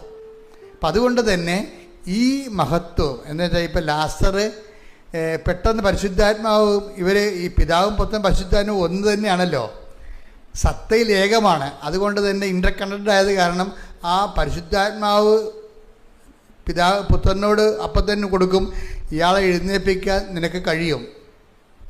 അങ്ങനെ പിതാവ് മഹത്വപ്പെടും. അങ്ങനെ പിതാവ് മഹത്വപ്പെടുന്നതിലൂടെ നീ മഹത്വപ്പെടുന്നതിലൂടെ ജനങ്ങളെ നീ പുനരുത്ഥാനവും ജീവനുമാണെന്ന് വിശ്വസിക്കും. അല്ലെങ്കിൽ നീ ചുമ്മാ കേവല പ്രവാചകനായിട്ട് നിന്നെ കണക്കാകത്തുള്ളൂ. നിന്നെ ഒരു ദൈവപുത്രനായിട്ട് ജനങ്ങളെ മനസ്സിലാക്കണമെന്നുണ്ടെങ്കിൽ മരിച്ചവൻ ഉയർത്തെഴുന്നേറ്റ് വരണം, ജീവൻ നൽകാൻ കഴിയണം. അപ്പം അത് ജനങ്ങൾ കാണണം. അപ്പം നിൻ്റെ മഹത്വം ഇതിലൂടെ സംഭവിക്കും എന്ന് പരിശുദ്ധാത്മാവ് പറഞ്ഞു കൊടുക്കും. ഇപ്പം നമ്മുടെ ആധ്യാത്മിക ജീവിതത്തിലേക്ക് വരുന്നൊരു വിഷയം, പരിശുദ്ധാത്മാവിന് നമ്മൾ മാറ്റി നിർത്തിക്കൊണ്ട് നമുക്കൊരു ആധ്യാത്മിക ജീവിതം സാധ്യമല്ല. എപ്പോഴും ശ്രദ്ധിച്ചേക്കണം. കാര്യം നിങ്ങൾ ആദ്യ കാലങ്ങളൊക്കെ കുഴപ്പമില്ല, അത്യാവശ്യം കഞ്ഞി വെച്ചൊക്കെ പോകുന്നില്ലാതെ നിങ്ങൾ കുറച്ച് ചെല്ലുമ്പോൾ കർത്താവ് പിന്നെ അതെല്ലാം പേയ്മെൻറ്റുകളാണ്. ഉടമ്പടി വിജയിക്കുന്ന അവിടെയാണ്. പേയ്മെൻ്റ് എന്ന് പറഞ്ഞാൽ എന്താണ്? ഇപ്പം നമ്മൾ ചില ആപ്പുകളൊക്കെ നമുക്ക് ഫ്രീ ആയിട്ട് അവർ പറയും, ഫ്രീ നിങ്ങൾക്ക് ടാക്സ് ഇതിന് പൈസ അടയ്ക്കണ്ട, നിങ്ങൾക്ക് ഡൗൺലോഡ് ചെയ്തെടുക്കാമെന്ന് പറയും. അപ്പോൾ 5 പൈസ മുടക്കാതെ നമ്മൾ ഡൗൺലോഡ് ചെയ്തെടുക്കും. പക്ഷേ ചില സമയത്ത് നമുക്ക് പ്രിൻ്റ് കിട്ടത്തില്ല. ഡൗൺലോഡ് ചെയ്തെടുക്കാൻ പറ്റുമെങ്കിലും അതിൻ്റെ പ്രിൻ്റ് കിട്ടത്തില്ല. അപ്പോൾ അത് പറയാം, അത് വേറെ ആപ്പാണ്, അതിന് നിങ്ങൾ പേയ്മെൻറ്റ് നടത്തണമെന്ന് പറയും. അതാണ് വിഷയം. അപ്പം കുറച്ചുകൂടി ദൈവികമായ കുറച്ച് സീരിയസ് മേഖലയിലേക്ക് പ്രവേശിക്കുമ്പോൾ ദൈവം പറയും അതെല്ലാം പേയ്മെൻറ്റാണ്, അതിന് നിങ്ങൾ ഇങ്ങനെ ILTS പ്രാർത്ഥിച്ചുകൊണ്ട്, വസ്തുവിക്കാൻ പ്രാർത്ഥിച്ചുകൊണ്ട്, അത് നടന്നുകൊണ്ട്, അങ്ങനെ കേവല ക്രിസ്ത്യാനികളായതുകൊണ്ട് മാത്രം കാര്യമില്ല. ആ വിശ്വാസത്തിന് വേണ്ടി നിങ്ങൾ ജീവിതം കൊണ്ട് നിലനിൽക്കുന്നു എന്നുള്ളത് ദൈവത്തിന് ബോധ്യപ്പെടുത്തണം. ഭയങ്കര പരിപാടിയാണ്. ഇപ്പോൾ നമുക്കൊരു ILTS പാസ്സാകാനോ അല്ലെങ്കിൽ ഇപ്പോൾ 10-50 കൊല്ലമായിട്ട് വിൽക്കാത്ത പറമ്പ് വിൽക്കാനോ, അതുപോലെ തന്നെ 20 കൊല്ലമായിട്ട് മക്കളില്ലെങ്കിലും മക്കളെ ജനിപ്പിക്കാനോ മക്കളെ തരാനോ അതൊന്നും ഒരു പ്രശ്നമല്ല. പക്ഷേ ദൈവത്തെ കിട്ടണമെന്നുണ്ടെങ്കിൽ അതിൻ്റെ സൊല്യൂഷൻസ് വേറെ. ക്യാഷ് ആൻഡ് കൈൻഡായിട്ട് വേറെ കിട്ടണമെങ്കിൽ കുഴപ്പമില്ല. പക്ഷേ ദൈവത്തെയാണ് നീ ലക്ഷ്യം വെക്കണമെന്നുണ്ടെങ്കിൽ നീ ആ ദൈവത്തിന് വേണ്ടി ജീവിക്കുമെന്നും, കാര്യം നിത്യത ഗ്യാരണ്ടി ഉള്ള കാരണം നിത്യതയിലേക്ക് പ്രവേശിക്കുന്നതിന് മുമ്പ് നിനക്ക് നിത്യത തരുന്ന ദൈവത്തെക്കുറിച്ച് നീ അറിയണം, വ്യക്തിപരമായിട്ട് അറിയണം. അപ്പം അതുകൊണ്ട് അതിൻ്റെ ഇലക്കെ നീ നിലനിൽക്കുമോ? ചില അനുഗ്രഹങ്ങൾ നിനക്ക് തരാതിരുന്നത് കൊണ്ട് നീ വിശ്വാസം ഒന്ന് പോകുമോ? ഇപ്പം ജോലി കിട്ടണില്ല, എന്നാൽ പിന്നെ ഞാൻ ഉടമ്പടി അവസാനിപ്പിച്ചേക്കാം എന്ന് പറഞ്ഞാൽ നിനക്ക് പോകാം. പക്ഷേ ആ ഒരു 0 ഹവറിൽ പരിശുദ്ധാത്മാവ് ഉണ്ടെങ്കിൽ മാത്രമേ പറയുന്നത് മനെ പോകരുത്. ഇപ്പോഴത്തെ പറയുന്ന ഗ്യാപ്പ് എന്ന് പറയണത് നീ ഈ വസ്തുക്കളിൽ നിന്നുള്ള പിടുത്തം വിട്ടിട്ട് ദൈവത്തെ തന്നെ പ്രധാനപ്പെട്ട വ്യക്തിയായിട്ട് കരുതിക്കൊണ്ട് ദൈവത്തെ നീ സ്വീകരിക്കാൻ വേണ്ടിയുള്ള ഒരു ഗ്യാപ്പാണ് ഈ ഡിറ്റാച്ച്മെൻറ്റ് വരണത്. പറയുന്ന കാര്യങ്ങളൊന്നും നടക്കത്തില്ല, പ്രാർത്ഥിക്കുന്ന കാര്യങ്ങളൊന്നും നടക്കത്തില്ല. സെക്കൻഡ് സെക്ഷനിലേക്ക് വരുമ്പോൾ അങ്ങനെ സംഭവിക്കുന്നത്. സെക്കൻഡ് സെക്ഷനിൽ പ്രാർത്ഥിക്കുന്ന കാര്യങ്ങളൊന്നും നടക്കത്തില്ല. അപ്പം ചില അണ്ണന്മാർക്ക് പരിശുദ്ധാത്മാവുള്ള കാരണം അവർക്കറിയാം, പരിശുദ്ധാത്മാവ് അവർക്ക് നോട്ട് കൊടുക്കും. കുഴപ്പമില്ല, ഇപ്പം നടക്കത്തില്ലെന്നേ ഉള്ളൂ, ഇതൊക്കെ നടക്കും, നീ ഇതിൻ്റെ പേരിൽ ദൈവത്തെ ഇട്ടിട്ട് പോകരുത്, നഷ്ടമായിരിക്കും. പരിശുദ്ധാത്മാവ് ഉപദേശകനാണ് ശരിക്കും പറഞ്ഞാൽ. പരിശുദ്ധാത്മാവ് ഇപ്പം ലാസർ മരിച്ചുപോയി, ഉടനെ പരിശുദ്ധാത്മാവ് ഈശോനോട് ഉപദേശം കൊടുക്കും. ഇതൊക്കെ ഒന്നും കാര്യമില്ല, ഇത് പിതാവ് മഹത്വപ്പെടാൻ വേണ്ടിയുള്ള സമയമാണ്, അതുവഴി നീയും മഹത്വപ്പെടാൻ വേണ്ടിയുള്ളതാണ്. അപ്പോൾ ബി കറേജിയസ്. ആ പരിശുദ്ധാത്മാവിൻ്റെ ആനന്ദം എന്ന് പറയുന്നത് ഇങ്ങനെയുള്ള സമയത്ത് ഈ ആനന്ദമൊക്കെ ആവശ്യമായി വരണത്. ഗലാത്യർ 5:22 എന്നാൽ ആത്മാവിന്റെ ഫലങ്ങൾ സ്നേഹം ആനന്ദം സമാധാനം. മതി, ഇത്രയും മതി. കണ്ട, ആത്മാവിന്റെ ഫലങ്ങൾ പറഞ്ഞ സ്നേഹം, ആനന്ദം, സമാധാനം. അപ്പൊ ഈ ലാസ്റ്റർ മരിച്ച്, സ്നേഹിതനായ ലാസ്റ്റർ മരിച്ചു പോയിട്ടും ഈശോയ്ക്ക് സമാധാനത്തിന് കേടൊന്നും ഇല്ല. ഉണ്ടാ? ഇല്ല. എന്താ കാര്യം? പരിശുദ്ധാത്മാവിൻ്റെ ഉപദേശമുണ്ട്. ഈ രോഗം മരണകാരണം അല്ല, പിതാവ് മഹത്വപ്പെടാനുള്ളതാണ്. ഈ പിതാവിൻ്റെ മഹത്വം എന്ന് പറഞ്ഞാൽ പൂർണ്ണതയുള്ള മഹത്വമാണ് ഈ വരാൻ പോണത്. കാര്യം എന്ന് കഴിഞ്ഞാൽ ഏകജാതൻ്റെ മഹത്വമാണ്. ഏകജാതൻ്റെ മഹത്വം എന്ന് പറഞ്ഞാൽ പിതാവായ മഹത്വപ്പെടുന്ന സ്ഥലത്ത് വെച്ചാണ് ഏകജാതിന് ഓട്ടോമാറ്റിക്കായിട്ട് മഹത്വപ്പെടുന്നത്. ഇതൊരു വളരെ സീരിയസ് ആയിട്ട്, അതായത് ഈ പിതാവിനെ മാറ്റി നിർത്തിക്കൊണ്ട് എല്ലാവർക്കും ഉള്ള ജീവിതം എന്ന് പറയുന്നത് യേശുവിൽ മാത്രം അടിസ്ഥാനപ്പെടുത്തിയുള്ള ജീവിതമാണ്. മനസ്സിലായില്ല? അത് എപ്പോഴും നമ്മൾ വളരെ ശ്രദ്ധിക്കണം. നമ്മുടെ ആധ്യാത്മിക ജീവിതം യേശുവിൽ മാത്രം അടിസ്ഥാനപ്പെടുത്തിയല്ല, അൾട്ടിമേറ്റായിട്ട് ഇത് പിതാവ്. ഇപ്പം ഞങ്ങളൊക്കെ, ഇപ്പം എൻ്റെയൊക്കെ കാര്യം പറയാം, ഞാൻ പിതാവുമായിട്ട് ഭയങ്കര ആകാൻ ആഗ്രഹിക്കുന്ന ഒരാളാണ്. ഞാൻ എന്ത് പറഞ്ഞാലും പിതാവിനെ വിളിച്ച് പ്രാർത്ഥിക്കും. ഞാനൊരു പള്ളി പണിതപ്പോൾ ആദ്യമേ പിതാവിൻ്റെ രൂപമാണ് കൊണ്ട് മൊളിവിച്ചത്. I know who is father. ഒരു പള്ളി പണിതാണ്, പള്ളി വാതിക്കൽ തന്നെ വെച്ചിരിക്കുന്നത് പിതാവായ ദൈവത്തിൻ്റെ രൂപമാണ്. അതെന്ന് കഴിഞ്ഞാൽ പിതാവായ ദൈവം നമ്മളെല്ലാവരും ജോലി വേല കാര്യങ്ങളെല്ലാം എടുക്കണത് ഒറ്റ കാര്യത്തിന് വേണ്ടിയാണ്. എന്താണ്? പിതാവിനെ മഹത്വപ്പെടുത്തി. ഈശോ ഈ ഭൂമി ജീവിച്ചിരുന്ന സമയത്ത് മുഴുവൻ ജോലി ചെയ്തിരുന്നതിൻ്റെ ഒറ്റ കാര്യം എന്താ? പിതാവെന്ന് വിളിക്കുമ്പോൾ ചങ്കറിഞ്ഞങ്ങ് വിളിക്കണം. സ്വർഗസ്ഥനായ ഞങ്ങളുടെ പിതാവേ, എന്താ പറയണത്? അങ്ങയുടെ നാമം പൂജിതമാകണം. എന്താ? എൻ്റെ പ്രവർത്തനങ്ങളിലൂടെ എനിക്ക് നഷ്ടം വന്നാലും ലാഭം വന്നാലും എനിക്ക് സന്തോഷം വന്നാലും സങ്കടം വന്നാലും അങ്ങയുടെ നാമം, അതാണ് വിഷയം. അത് വിഷയമാണ്. മനസ്സിലായില്ലേ? സ്വർഗസ്ഥനായ ഞങ്ങളുടെ പിതാവേ എന്ന് പ്രാർത്ഥിക്കുമ്പോൾ ആ പ്രാർത്ഥനയ്ക്കുള്ള അർഹത എന്ന് പറയണത് എന്താണ്? ഇപ്പം എൻ്റെ ജോലി പോയി, അപ്പോൾ എന്താ പറയണത്? ഇപ്പം ഈശോ ലാസർ മരിച്ചു എന്ന് പറയുമ്പോൾ പിതാവേ, ഇപ്പോൾ മനുഷ്യപുത്രൻ മഹത്വപ്പെടാൻ പോകുന്നു, പിതാവായ ദൈവവും അവന് മഹത്വപ്പെടാൻ പോകുന്നു. അപ്പം അത് ഇരട്ട മഹത്വമാണ് വരണത്. അപ്പം ഇതുപോലെ തന്നെയാണ് ഈശോയ്ക്ക് സ്വന്തം ജീവിതത്തിൽ, ഇത് ലാസർ എന്ന് പറയുമ്പോൾ വേറൊരു വ്യക്തിയാണ്, ഈശോയുടെ ജീവിതത്തിൽ ഒരു പ്രശ്നം വന്നപ്പോഴെന്താണ് ഈശോ പ്രാർത്ഥിച്ചത്? അതും സ്വർഗസ്ഥനായ പിതാവൻ. അതും നമ്മൾ നേരത്തെ വായിച്ചത് എത്രയിലാണ്? 12:28 അല്ലെ? ഒന്നിന് വായിച്ചത് യോഹന്നാൻ 12:28. പിതാവേ, അങ്ങയുടെ നാമത്തെ മഹത്വപ്പെടുത്തണമേ. അപ്പോൾ സ്വർഗത്തിൽ നിന്ന് ഒരു സ്വരമുണ്ടായി, ഞാൻ മഹത്വപ്പെടുത്തിയിരിക്കുന്നു, ഇനിയും മഹത്വപ്പെടുത്തും. ഒരു വ്യക്തിക്ക് സർവൈവ് ചെയ്യാനുള്ള എല്ലാം ക്രിസ്തുവിലുണ്ട്. അതില്ലെങ്കിൽ നമ്മൾ അവർക്കത് പറഞ്ഞു കൊടുക്കും. ക്രിസ്തു ഒരു വ്യക്തി സർവൈവ് ചെയ്യാൻ ആവശ്യമായ എല്ലാം ക്രിസ്തുവിലുണ്ട്. ചില വ്യക്തികൾക്ക് വേണ്ടി പ്രാർത്ഥിക്കാൻ നമുക്ക് പറ്റത്തില്ല. പ്രാർത്ഥിക്കാം, പക്ഷെ ആ വ്യക്തികളിൽ ആ നമ്മൾ വിചാരിക്കുന്ന അത്രയും പ്രാർത്ഥനയുടെ ഫലങ്ങൾ ആ വ്യക്തിക്ക് സ്വീകരിക്കാൻ പറ്റത്തില്ല. അപ്പം നമ്മളെന്ത് ചെയ്യും? നമ്മളത് ഉപ്പായിട്ട് വെഞ്ചരിച്ച് അവർക്ക് കൊടുക്കും. മനസ്സിലായില്ലേ? ഈ വെഞ്ചരിപ്പ് നേർച്ച വസ്തുക്കളിലൊക്കെ ഗുണങ്ങൾ അതാണ്. നേർച്ച വസ്തുക്കളൊക്കെ എന്താ ചെയ്യണത്? നിങ്ങൾക്കറിയാം, നേരത്തെ ഉപ്പല്ല നമ്മൾ കൊടുക്കണത്. നിങ്ങൾ ഓർക്കണം ഉപ്പ് വെഞ്ചരിച്ച് കൊടുത്ത് പറയരുത്. എന്താ ചെയ്യണത്? അത് ബൈബിളിലുള്ള ഒരു സംഭവമാണ് ഉപ്പ്. ബൈബിൾ ഉപയോഗിക്കുന്നതാണ് ഉപ്പ്. നമ്മളവിടെ എന്താ ചെയ്യണത്? നമ്മൾ യേശു കർത്താവാണെന്ന് അതരം കൊണ്ട് ഏറ്റുപറയുന്നു. ഇപ്പം അവർ പരാജയമാണ് കർത്താവെന്നല്ലേ പറയണത്. ആത്മഹത്യ ചെയ്ത ആൾക്കാരെന്താ ചെയ്യണ? ആൾക്കാരെന്താ പരാജയമാണ് കർത്താവെന്നല്ലേ പറയണത്. അപ്പം നമ്മൾ പറയണത് എന്താണ്? മരിച്ചുയർത്തെഴുന്നേറ്റ യൂദാസിനാൽ വഞ്ചിക്കപ്പെട്ടും പത്തോസിനെ പീലാത്തോസിനെ കൈ കഴുകിയിട്ടും അത് പത്തോസിനെ തള്ളിപ്പറഞ്ഞിട്ടും മരിച്ചുയർത്തെഴുന്നേറ്റ കർത്താവാണ് യഥാർത്ഥ കർത്താവ് എന്നാണ് നമ്മൾ പറയണത്. ഈ യേശു കർത്താവാണെന്നുള്ള എന്ത് ചെയ്യും? അധരം കൊണ്ട് ഏറ്റുപറയും. പിന്നെ എന്ത് ചെയ്യണത്? ദൈവം അവന് മരിച്ചോന്ന് ഉയർപ്പിച്ചെന്ന് ഹൃദയത്തിൽ വിശ്വസിച്ചുകൊണ്ടാണ് നമ്മളത്, അപ്പോഴാണ് രക്ഷ പ്രാപിക്കുന്നത്, അല്ലേ? അപ്പം അതുകൊണ്ട് ഈ ഉപ്പ് ആശീർവദിക്കുന്ന വ്യക്തിയുടെ ഉള്ളിൽ എന്താണ്? 2 ഫോർമുല ഉള്ളത്. എന്താണ്? യേശുവാണ് കർത്താവ്, യേശുവാണ് കർത്താവ്. പിന്നെന്താണ്? ദൈവം അവന് മരിച്ചെന്ന് ഉയർപ്പിച്ച് എഴുന്നേറ്റുവെന്ന് നമ്മൾ ഹൃദയത്തിൽ വിശ്വസിക്കുന്നു. അപ്പോഴാണ് രക്ഷ പ്രാപിക്കുന്നത്. അപ്പം ഈ വ്യക്തി രക്ഷ പ്രാപിക്കാൻ വേണ്ടി നമ്മൾ വെഞ്ചരിച്ച ഉപ്പാണ് അല്ലെങ്കിൽ എന്തെങ്കിലും മീഡിയം ഇപ്പം നമ്മൾ കൊടുക്കണത്. അപ്പോൾ കൊടുക്കുമ്പോഴേ അപ്പം ഞാൻ നിങ്ങളോട് പറയും, നിങ്ങൾ ഉടമ്പടി എടുത്തവരായിരിക്കണം അത് കൊടുക്കേണ്ടതെന്ന് പറയും. അല്ലെങ്കിൽ വിശ്വാസ പ്രമാണം വൃത്തിയായിട്ട് ചെല്ലാൻ അറിയാവുന്നവരാണെന്ന് പറയണം. എന്താ കാര്യം? വിശ്വാസ പ്രമാണത്തിൽ ഇതെല്ലാം ഉണ്ട്. വിശ്വാസ പ്രമാണത്തിൻ്റെ കാച്ചി കുറുക്കിയെടുത്തു കഴിഞ്ഞാൽ ജസ്റ്റ് എന്താണ്?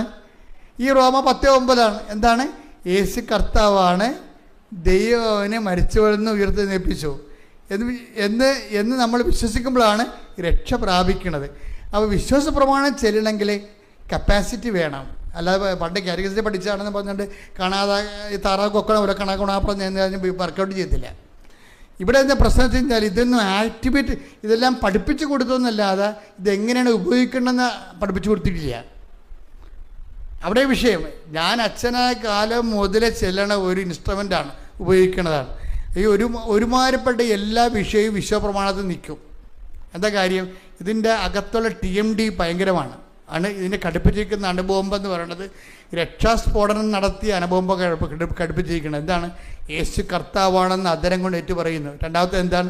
ദൈവം അവനെ മരിച്ചെന്ന് ഉയർപ്പിച്ചെന്ന് ഹൃദയത്തിൽ വിശ്വസിക്കുക. അപ്പോഴാണ് രക്ഷ പ്രാപിക്കണത്. രക്ഷ എന്ന് പറഞ്ഞാൽ എന്താണ്? ലൂക്ക 2:30 അതെന്താണ്? എല്ലാ മനുഷ്യർക്കും വേണ്ടി ഒരുക്കിയിരിക്കുന്ന രക്ഷ ഞാൻ എൻ്റെ കണ്ണുകൊണ്ട് കണ്ടിരിക്കുന്നു. അപ്പോഴേ എല്ലാ മനുഷ്യർക്കും വേണ്ടി ഇത് ഉപയോഗിക്കാൻ പറ്റും. പക്ഷെ ഉപയോഗിക്കുന്നവൻ അതിൽ വിശ്വസിക്കുന്ന ആളായിരിക്കണം.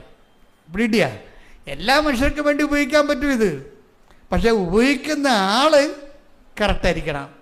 ഇതിൻ്റെ അകത്ത് ട്രെയിൻഡ് ആയിരിക്കണ ആളായിരിക്കണം.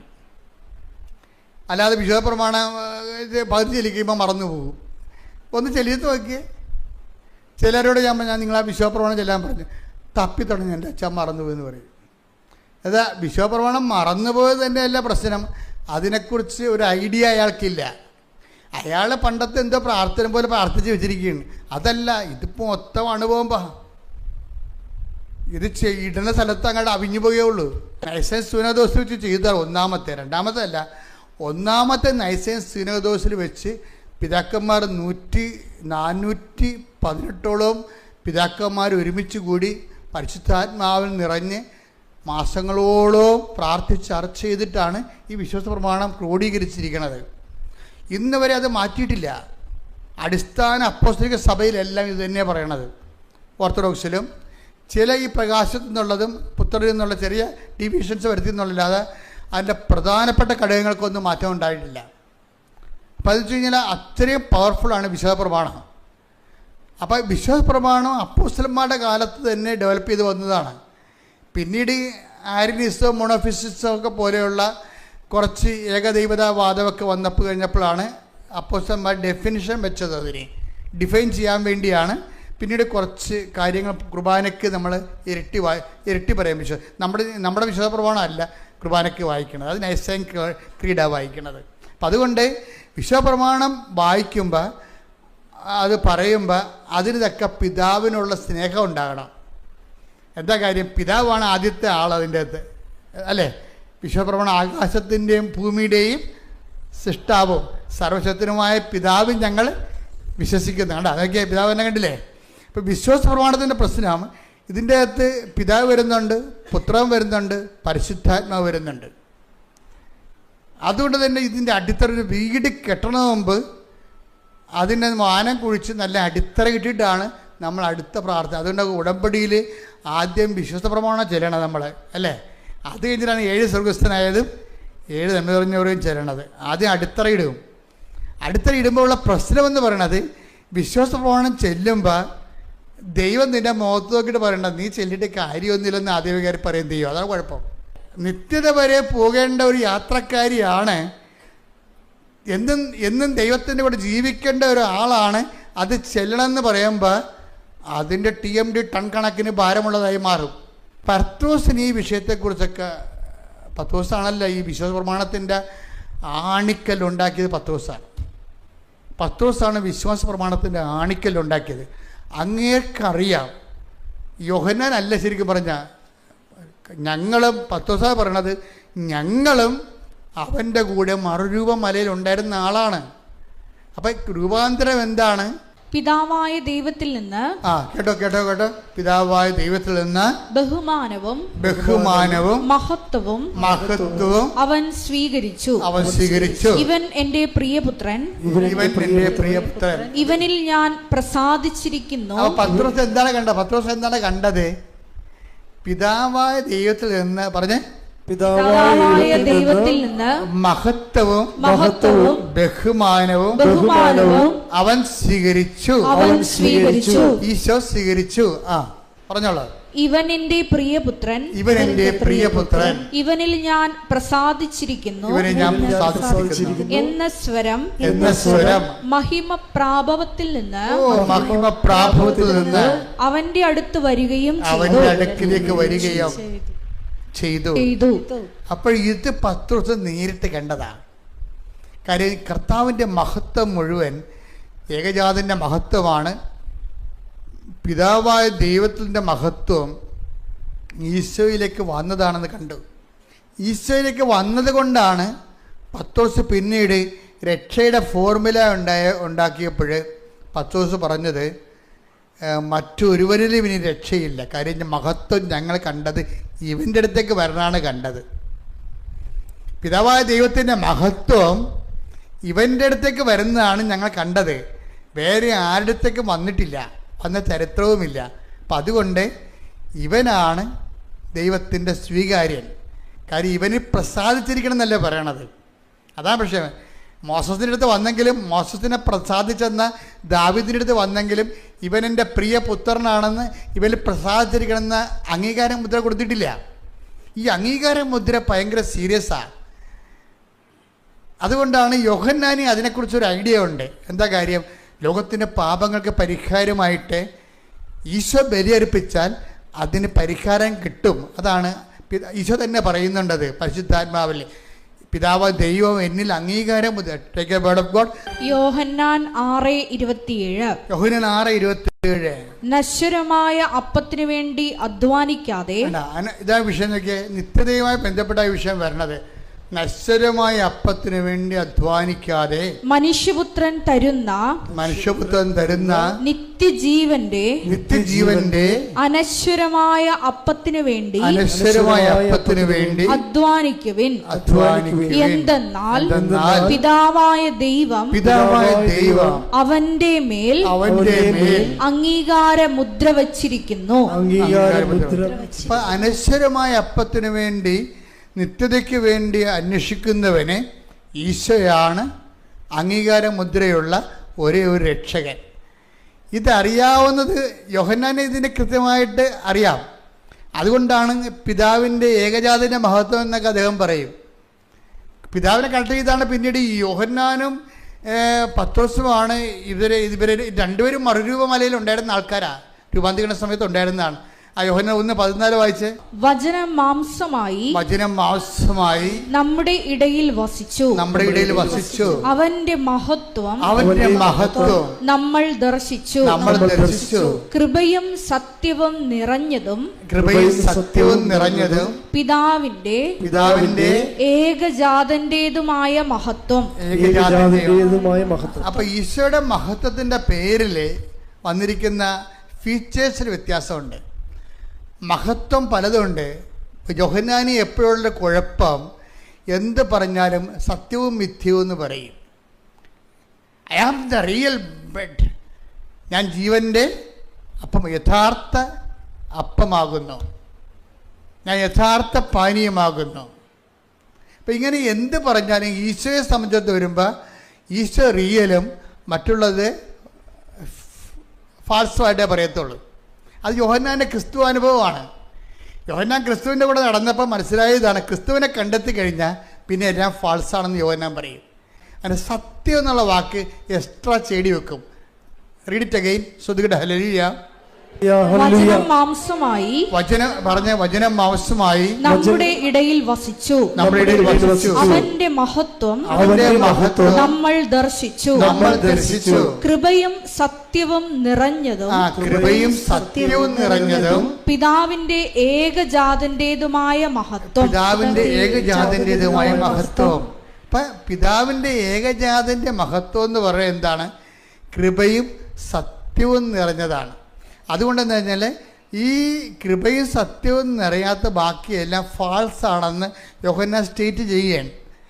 ഇത് ഈ സ്റ്റേറ്റ്മെൻറ്റ് തന്നെയാണ് പത്രോസിൻ്റെ സ്റ്റേറ്റ്മെൻറ്റ്. എന്താ പത്രോസ് എന്ത് പറയും? പത്രോസ് പറയും യേശു മാത്രമാണ് സത്യമെന്ന് പറയും. എന്താ കാര്യം? അതാണ് മറ്റൊരുവൻ രക്ഷയില്ല. 4:12 എടുത്ത് നടപടി പുസ്തകം. ശ്രുതികട ഹല്ലേലൂയ. ആകാശത്തിന് കീഴേ മനുഷ്യരുടെ ഇടയിൽ നമുക്ക് രക്ഷയ്ക്കു വേണ്ടി മറ്റൊരു നാമവും നൽകപ്പെട്ടിട്ടില്ല.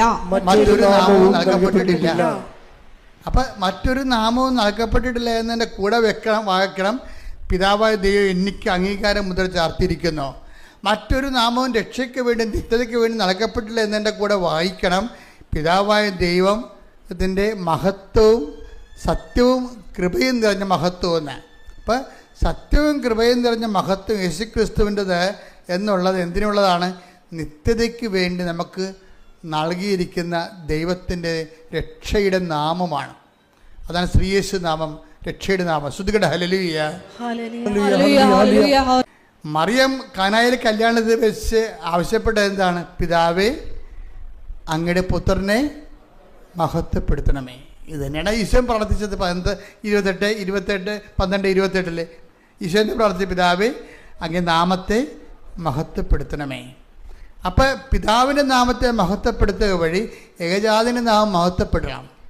ഇത് എപ്പോഴും നമ്മൾ ചിന്തിക്കേണ്ട കാര്യം, ഇപ്പോഴേ ഈ ലാസർ മരിച്ചപ്പോഴും ഈശോ പറഞ്ഞത് എന്താണ്?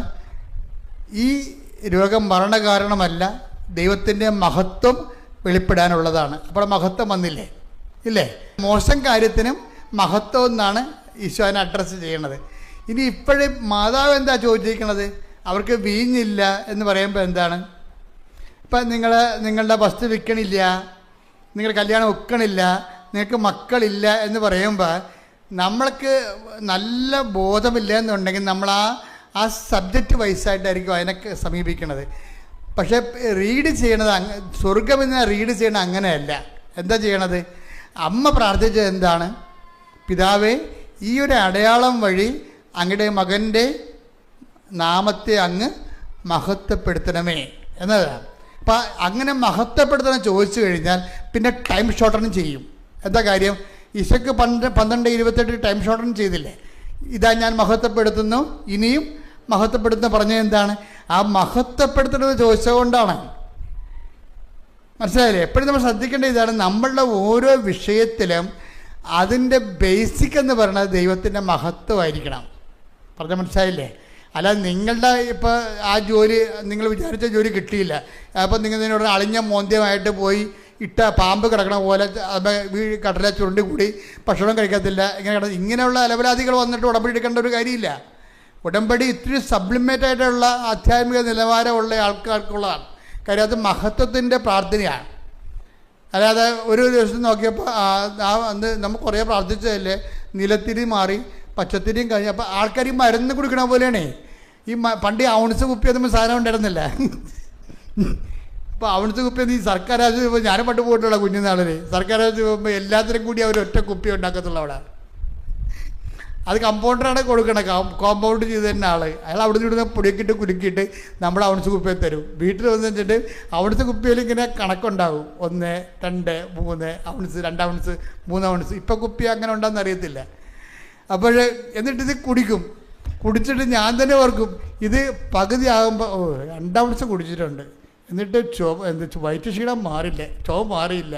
അപ്പം നമ്മളിതുപോലെ നീലത്തിന് ഒരെണ്ണം തീർന്ന്, പച്ചത്തിരി ഒരെണ്ണം തീർന്ന്, ഇത് മനസ്സിലായില്ലേ? ആൾക്കാർ കണക്കാക്കുന്ന രീതികളിൽ വരുന്ന അപകടകരമായൊരു ഉടമ്പടി സമീപനമുണ്ട് നിങ്ങളുടെ കയ്യിൽ. നിങ്ങൾ ദൈവത്തെ പച്ചത്തിരി നീലത്തിരി വെച്ച് അളന്ന് നോക്കുന്നു. അതിൻ്റെ ഒരു അപകടകരമായൊരവസ്ഥയാണ്. ഇന്നലെ ഈ വെള്ളിയാഴ്ച ഒരു സാക്ഷി ഇവിടെ പറഞ്ഞ് അവരുടെ സാക്ഷ്യം കേട്ടാൽ നമുക്കുണ്ടല്ലോ ഞെട്ടിപ്പോവും. അവർ പറഞ്ഞത് എൻ്റെ 15ാമത്തെ ഉടമ്പടി പുതുക്കലാണിത്. 15ാമത്തെ ഉടമ്പടി പുതുക്കേ. ഇപ്പം ഞാൻ ആ കണക്കൂട്ടി നോക്കിയപ്പോഴേ ഒരു 90 ദിവസം വേണമല്ലോ ഒരു ഉടമ്പടി പുതുക്കണമെങ്കിൽ. അത് 15 എന്ന് പറയുമ്പോൾ ഒരു 1500 ദിവസം ഇവർ സംഭവം പുതുക്കിയിരിക്കുകയാണ്. അവർ പറഞ്ഞു ഞാൻ എന്തുമാത്രം ആയിരക്കണക്കിന് പത്രമാണ് മേടിച്ചു കൊടുത്തിരിക്കണത്. ഇപ്പോഴും കൊടുക്കുമ്പോൾ ആവേശമാണ് അവർക്ക്. എന്നിട്ട് അവർ കുറേ സാക്ഷ്യം പറഞ്ഞിട്ടുണ്ട്. ഇപ്പോഴെന്ന് വെച്ച് കഴിഞ്ഞാൽ ഈ 15ാമത്തെ ഉടമ്പടി പുതുക്കി നിൽക്കുമ്പോഴും 15 എന്ന് പറയുമ്പോൾ 4 കൊല്ലം 3.25 കൊല്ലമായി. 3.25 കൊല്ലം തുടർച്ചയായിട്ട് ഒരു ഉടമ്പടിയിലാണ്. എന്നിട്ട് ആ സാക്ഷ്യം പറയുമ്പോൾ അവർ പറയണത് അത്രയും കാര്യം അവർ പറയണത് ഞാൻ തന്നെ പറഞ്ഞു വിട്ട 1500 പേര് ഉടമ്പടി എടുത്തിട്ടുണ്ട് ഇവിടെ. ഞാൻ തന്നെ പറഞ്ഞു വിട്ട 1500 പേര് ഇവിടെ ഉടമ്പടി എടുത്തിട്ടുണ്ട്. നിങ്ങൾ കോമ്പറ്റ് ചെയ്യണത് നിങ്ങൾ ഈ ഔൺസ് കുപ്പി പോലെ നിലത്തിരുന്ന് തീർന്നല്ല, എന്നിട്ട് വിസ വന്നില്ല എന്നൊക്കെ നോക്കി ദൈവത്തിന് തിരികൊണ്ട് അളക്കണില്ലേ? ഈ പെരിച്ചാളികളെല്ലാം മനസ്സിലാക്കണം. നിങ്ങളുടെ കയ്യിലുള്ള നിങ്ങൾ കോമ്പറ്റ് ചെയ്യണത് ഭയങ്കര സിംഹങ്ങളുമായിട്ടാണ്. അതായത് 1500 പേരെ ഉടമ്പടി എടുപ്പിക്കുകയും അവിടെ ജീവിതത്തിലേക്ക് വിശ്വാസത്തെ വെളിച്ചം കടത്തിവിടുകയും ഇനിയും കർത്താവിന് വേണ്ടി ഒരംഗത്തിനൊരു ബാല്യമുണ്ടെന്നും പറഞ്ഞുകൊണ്ട് വീണ്ടും വന്ന് കർത്താവിൻ്റെ വേല ചെയ്യാൻ വേണ്ടി ആവശ്യത്തോടെ നിൽക്കുന്ന ആൾക്കാരുമായിട്ടാണ് നിങ്ങൾ ഈ തിരിവെച്ച് കർത്താവിനെ അളക്കുന്ന ആൾക്കാർ കോമ്പറ്റ് ചെയ്യണമെന്ന് ഓർത്തേക്കണം. ആദ്യം നിങ്ങൾ തീരുമാനിക്കുക, യേശുക്രിസ്തു 1ാം സ്ഥാനം കൊടുക്കുക, ബാക്കി ദൈവത്തിന് ഏൽപ്പിച്ച് കൊടുക്കുക. ബാക്കി എന്താണ്? അപ്പം നിങ്ങളെന്ത് പറ്റണമെന്ന് വെച്ചാൽ നിങ്ങൾ പറയുന്ന വിഷയത്തിന് ആണ് 1ാം സ്ഥാനം എപ്പോഴും നിങ്ങൾ കൊടുക്കണത്. അതുകൊണ്ടാണ് ഈ അബദ്ധം പറ്റുന്നത്. ദൈവത്തിന് അറിയാമത്. കാര്യം അത് നടന്നു കഴിഞ്ഞാൽ പിന്നെ ഇവരെ പൊടി മഷിയിട്ട് നോക്കിയാൽ കാണത്തില്ല. നിങ്ങൾ ആ ഉടമ്പടി വെച്ചിരിക്കുന്ന കാര്യം നടന്നാൽ പിന്നെ മഷിയിട്ട് നോക്കിയാൽ കാണത്തില്ല. അതുകൊണ്ട് അത് ദൈവത്തിന് അറിയാം. ഈ അഭ്യാസമുള്ള ആൾക്കാരുമായിട്ട് ഉടമ്പടി ആ ഫയൽ പോലെ ദൈവം നോക്കത്തില്ല. എന്താ കാര്യം? ദൈവത്തിനറിയാം ഇത് വണ്ടി വിടാൻ വേണ്ടി വന്ന് നിൽക്കുകയാണെന്നറിയാം. സംഭവം നടന്നിട്ട് ഉടനെ അടുത്ത വണ്ടിക്ക് പോയി കഴിഞ്ഞപ്പോൾ ദൈവത്തിന് പോലും ഇവരെ കിട്ടത്തില്ല. പിന്നെ കാര്യം അവിടെ കഴിഞ്ഞകാല ഫയലെല്ലാം കർത്താവിൻ്റെ കയ്യിലുണ്ട്. നിങ്ങൾ എപ്പോഴും നിങ്ങളുടെ അപകടം പറഞ്ഞിരിക്കണം നിങ്ങളുടെ പഴയ ഫയലാണ് കുഴപ്പമുണ്ടാക്കിയിരിക്കുന്നത്. ഞാനിപ്പോൾ ലക്ഷക്കണക്കിന് ആൾക്കാരുടെ ഉടമ്പടി കേട്ടിട്ട് ആൾക്കാരുടെ ഗ്രോത്ത് പരിശോധിച്ചുകൊണ്ട് നിങ്ങൾക്കെല്ലാം പറ്റിയിരിക്കണത്. അപ്പം നിങ്ങൾക്ക് രക്ഷപ്പെടാനുള്ള മാർഗ്ഗം വെച്ചാൽ ഈ പഴയ ഫയൽ കീറിയാൽ നല്ലതാണ്. അത് കത്തിച്ച് കളഞ്ഞാൽ നല്ലതായിരിക്കും. പഴയ ഫയലില്ലേ അവനാണ് ആദ്യം കത്തിക്കേണ്ടത്. എന്ന് വെച്ച് കഴിഞ്ഞാൽ നിങ്ങൾ ദൈവത്തിന് ഇതുപോലെ ഇപ്പം ആൾക്കാരുടെ സാക്ഷ്യം എന്താ പറയണത്? ഞാനൊരു നല്ല കത്തോലിക്ക കുടുംബത്തിലുണ്ടായിരുന്ന ആളാണ്, ഞാൻ നല്ല ക്രിസ്തീയ കുടുംബത്തിലുള്ള ആളാണ്, പക്ഷേ ഉടമ്പടി എടുത്തപ്പോഴാണ് ഞാനിപ്പോൾ യഥാർത്ഥ ദൈവത്തെ കണ്ടതെന്ന് നോക്കിയേ. അപ്പോൾ നല്ല കത്തോലിക്ക കുടുംബത്തിലും നല്ല ക്രിസ്തീയ കുടുംബത്തിലും ജീവിക്കുന്ന ആൾക്കാർ ഉടമ്പടി എടുത്ത് ജീവിക്കാൻ തുടങ്ങി 90 ദിവസം ആയപ്പോഴാണ് അവർ ദൈവത്തെ കണ്ടെത്തിയെന്ന് പറയുമ്പോൾ ഉടമ്പടി എന്ത് പവർഫുള്ളായിരിക്കും. അപ്പോൾ അത് എപ്പോഴും നമ്മൾ ശ്രദ്ധിക്കേണ്ട കാര്യം, ഉടമ്പടിയിലാകുമ്പോൾ ഉടമ്പടി എടുക്കുന്നവരെ നിങ്ങളുടെ പഴയ വിഷയങ്ങൾ നിങ്ങൾക്ക് പറയാം. പക്ഷെ ഉടമ്പടി എടുത്തു കഴിഞ്ഞാൽ അത് നിങ്ങളുടെ വിഷയമല്ല. നിങ്ങളിവിടെ എഴുതിയിട്ടിരിക്കുന്ന വിഷയം നിങ്ങളുടേതല്ല. ആടാണത്. അത് ഓൾറെഡി ദൈവത്തിൻ്റെ അടുത്ത് നമ്മൾ ഏൽപ്പിച്ച് കഴിഞ്ഞു. ഇനി നിങ്ങളുടെ മുമ്പിലുള്ള ഓപ്ഷൻ എന്താ? 2 ഓപ്ഷൻ നിങ്ങളുടെ കയ്യിലുണ്ട്. ഒന്ന്, പഴയ ഫയൽ കത്തിക്കണം. എന്തിനാ? പഴയ ഫയൽ കുറേ ഉണ്ടാവുകയെ. അത് നിങ്ങളിപ്പോൾ പറഞ്ഞിട്ട് കഴിഞ്ഞ ദിവസം ഒരു ചേട്ടൻ സാക്ഷ്യം പറഞ്ഞാണ്. ഞാൻ ബൈജൂസ് എന്ന് പറഞ്ഞ സാക്ഷ്യം കേട്ടില്ലേ? കഴിഞ്ഞ ആഴ്ച ഞാൻ പറഞ്ഞാണ്. അയാൾ പറഞ്ഞത് എന്താ വെച്ചാൽ, ഇത് എന്തൊക്കെ പറഞ്ഞാലും 90 ദിവസത്തെ പരിപാടിയല്ലേ ഉള്ളു. എന്ത് പറഞ്ഞാലും ഇത്ര കഷ്ടപ്പെട്ടാലും 90 ദിവസത്തെ പരിപാടിയല്ലേ ഉള്ളെന്ന്. എന്താണ് കഷ്ടപ്പെടാന്ന് തീർന്നറിയാം. ഉടമ്പടി കഷ്ടപ്പാടൊന്നുമില്ല. അതായത് ഇവിടെ വൃത്തിമനോട് ഉടമ്പടി എടുത്തിരിക്കുന്ന ആൾക്കാർ പറഞ്ഞിരിക്കുന്നത്, ഒരു ക്രിസ്ത്യാനി സ്വാഭാവികമായിട്ട് ചെയ്യേണ്ട കാര്യങ്ങൾ മാത്രമേ ഉടമ്പടിയിലുള്ളൂ. മുഴുവനും പോയി എല്ലാ സൃഷ്ടികളോടും സുവിശേഷം പ്രസംഗിക്കാൻ പറഞ്ഞിരിക്കണേ. നിങ്ങൾക്ക് പ്രസംഗിക്കാൻ പ്രയാസമുള്ളത് കൊണ്ടല്ലേ പത്രം എടുത്ത് കഴിച്ച് തന്നിരിക്കണേ. സാക്ഷ്യത്തിൻ്റെ പത്രം, ഒരു 10-100 സാക്ഷ്യത്തിൻ്റെ പത്രം തന്നിരിക്കണം. എന്താ കാര്യം? പ്രസംഗിക്കാൻ പറ്റത്തില്ല. പക്ഷെ ഇപ്പോൾ ആൾക്കാർ ചെയ്യണത് എന്താണെന്നറിയാമോ? അവർക്ക് കാര്യങ്ങൾ മനസ്സിലായി. പത്രം എന്തിനാണ്? പത്രത്തെ ഉള്ളത് വിശദീകരിക്കും. അവരുടെ ജീവിതം തന്നെ അനുഭവങ്ങൾ പറഞ്ഞു കൊടുത്തിട്ടാണ് ആൾക്കാർ പറയണത്. എനിക്ക് തോന്നുന്നു, പലപ്പോഴും എനിക്ക് തോന്നി മറുനാടൻ മലയാളികളാണ് പലപ്പോഴും ഉടമ്പടിയിൽ ഒരു 10 പോയിന്റ് കൂടെ നിൽക്കണേ. ഞാൻ ഓരോ രാജ്യങ്ങളിലൊക്കെ ചെല്ലുമ്പോൾ എനിക്ക് മനസ്സിലാകണതാണ്. അവിടെ കാര്യം അവരെല്ലാവരും തന്നെ അഖണ്ഡജപമാല ഉപയോഗിക്കുന്നവരാണ്. 1000 മണി അഖണ്ഡജപമാല ഉപയോഗിക്കുന്നവരാണ്. അതിൽ മുടങ്ങാതെ വരുന്നവരാണ്.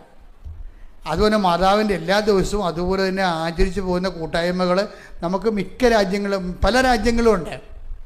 ഞാൻ പിന്നെ അതിനെ ബൂസ്റ്റ് ചെയ്യാത്തതിൻ്റെ കാരണം, എന്നോടത് ബൂസ്റ്റ് ചെയ്യാൻ കർത്താവ് അത് പ്രധാനപ്പെട്ട കാര്യം മിനിസ്ട്രിയായിട്ട് എടുക്കാൻ അമ്മ പറഞ്ഞിട്ടില്ല. അതുകൊണ്ടാണ് ഞാൻ അധികം ബൂസ്റ്റ് ചെയ്യാത്തത്. വല്ലപ്പോഴൊക്കെ ഒന്ന് യൂറോപ്പിൽ പോയി ഒരു ധ്യാനം എടുക്കുക എന്നല്ലാതെ ആ സ്ഥിരം പരിപാടി എടുത്തിട്ടില്ല. അതെടുക്കാൻ തന്നെ കാരണം തന്നെ ഈ ശുശ്രൂഷകൾ ഇവിടെ നടക്കേണ്ടതാണ്. പകുതി മുക്കാലും അമ്മ പ്രത്യക്ഷപ്പെട്ട ഇടം ഇതല്ലേ. അപ്പം അതുകൊണ്ട് തന്നെയാണ് ഈ പ്രത്യക്ഷീകരണത്തിനൊരു ആനുകൂല്യം നമുക്കുണ്ട്. അതുകൊണ്ടാണ് ഈ മറ്റുള്ളവർ ഇവിടെ നാട്ടിൽ വന്നിട്ട് ആദ്യം നെടുമ്പാശ്ശേരി വന്ന് ഇറങ്ങിയിട്ട് നേരെ ഇവിടെ വരേണ്ട കാര്യം എന്താ? ആ ഒരു പ്രത്യക്ഷീകരണത്തിൻ്റെ ഒരു ആനുകൂല്യമുണ്ട് ഇവിടെ. അപ്പം നമ്മൾ അമ്മയോട് ഒരു കാര്യം അമ്മയുടെ മാധ്യസ്ഥ ചോദിക്കണത് എന്താണ്? അമ്മയുടെ പ്രത്യക്ഷീകരണത്തിൻ്റെ അടിസ്ഥാനത്തിലാണ് ചോദിക്കണത്. കാര്യം എന്താണ്? ഉടമ്പടി പോലും അമ്മയുടെ പ്രത്യക്ഷീകരണത്തിൻ്റെ അടിസ്ഥാനത്തിലാണ് നമുക്ക് തന്നിരിക്കുന്നത്. അമ്മയുടെ പ്രത്യക്ഷീകരണത്തിൻ്റെ അടിസ്ഥാനത്തിലാണ് ഉടമ്പടി തന്നിരിക്കുന്നത്. അല്ല കൃപാസനം ഉണ്ടായിട്ട് 30 കൊല്ലം കഴിഞ്ഞ് ഇതിൽ ഇത്രയും നാളായിട്ട് ഉടമ്പടി തന്നിട്ടില്ല. 2016 ഉടമ്പടി തന്നത്. ആ 2015 ഉടമ്പടി തന്നത്. ആ പ്രത്യക്ഷീകരണത്തിൻ്റെ സ്ഥലത്ത് ഞാൻ മാതാവിനെ പ്രതിഷ്ഠിച്ച് കഴിഞ്ഞപ്പോൾ ധൂപം ചാർത്തിട്ട് പ്രത്യക്ഷീകരണ പ്രാർത്ഥന ചൊല്ലിക്കഴിഞ്ഞപ്പോഴാണ് 6 മാസത്തിൽ ഉടമ്പടി തന്നത്. അതൊക്കെ മുമ്പ് ഞാൻ ഇവിടെ ഇല്ലേ? അതൊക്കെ മുമ്പ് ഈ ബലിപീഠമില്ലേ? ഈ സ്ഥലമില്ലേ? എല്ലാം ഉണ്ട്. പക്ഷെ പ്രത്യക്ഷീകരണത്തിന് ഭയങ്കര പവറാണ്. അപ്പം ദൈവം ആഗ്രഹിക്കുന്നുണ്ട് പ്രത്യക്ഷീകരണം ലോകം മുഴുവൻ ചർച്ച ചെയ്യപ്പെടാൻ വേണ്ടിയും ഔദ്യോഗികമായി സഭ ഏറ്റെടുക്കാൻ വേണ്ടിയും. അപ്പം നിങ്ങൾ പ്രാർത്ഥിക്കേണ്ടത് എന്തിനാണ്? മാതാവേ, പ്രത്യക്ഷീകരണത്തിനെ സഭ ഏറ്റെടുത്തുകൊണ്ട് ഞങ്ങളുടെ പ്രവർത്തനങ്ങൾ വഴി ദൈവപിതാവിൻ്റെ ഇഷ്ടം മഹത്വപ്പെടാൻ ഇടയാക്കണമേ എന്ന് പ്രാർത്ഥിച്ച്, കർത്താവേ പ്രത്യക്ഷീകരണത്തിന് എൻ്റെ ദൈവിക ലക്ഷ്യം സഭ ഏറ്റെടുത്തുകൊണ്ട് ഞങ്ങളുടെ പ്രവർത്തനങ്ങൾ വഴി ദൈവപിതാവിന്റെ തിരുമനസ് നിറവേറി പിതാവായ ദൈവവും ഏകജാതനും മഹത്വപ്പെടാൻ വേണ്ടി കാനായിലെ കുടുംബത്തിൽ നിൽക്കുന്നതുപോലെ ദൈവ മഹത്വത്തിന്റെ മധ്യസ്ഥയായി പരിശുദ്ധ അമ്മയെ നീ അടയാളപ്പെടുത്തിയതുപോലെ അൾത്താറയിലെ പ്രത്യക്ഷപ്പെട്ട അമ്മയുടെ പ്രത്യക്ഷീകരണത്തിന്റെ അടിസ്ഥാനത്തിലെ ഉടമ്പടി ചെയ്തിട്ടുള്ള മക്കൾക്ക് അടയാളം ലഭിച്ചുകൊണ്ട് ദൈവനാമത്തെ മഹത്വപ്പെടുത്തണമേ. ആലയത്തെ വീണ്ടും വീണ്ടും വിശുദ്ധീകരിക്കണമേ, മഹത്വപ്പെടുത്തണമേ. ഹല്ലേലൂയ, ഹല്ലേലൂയ.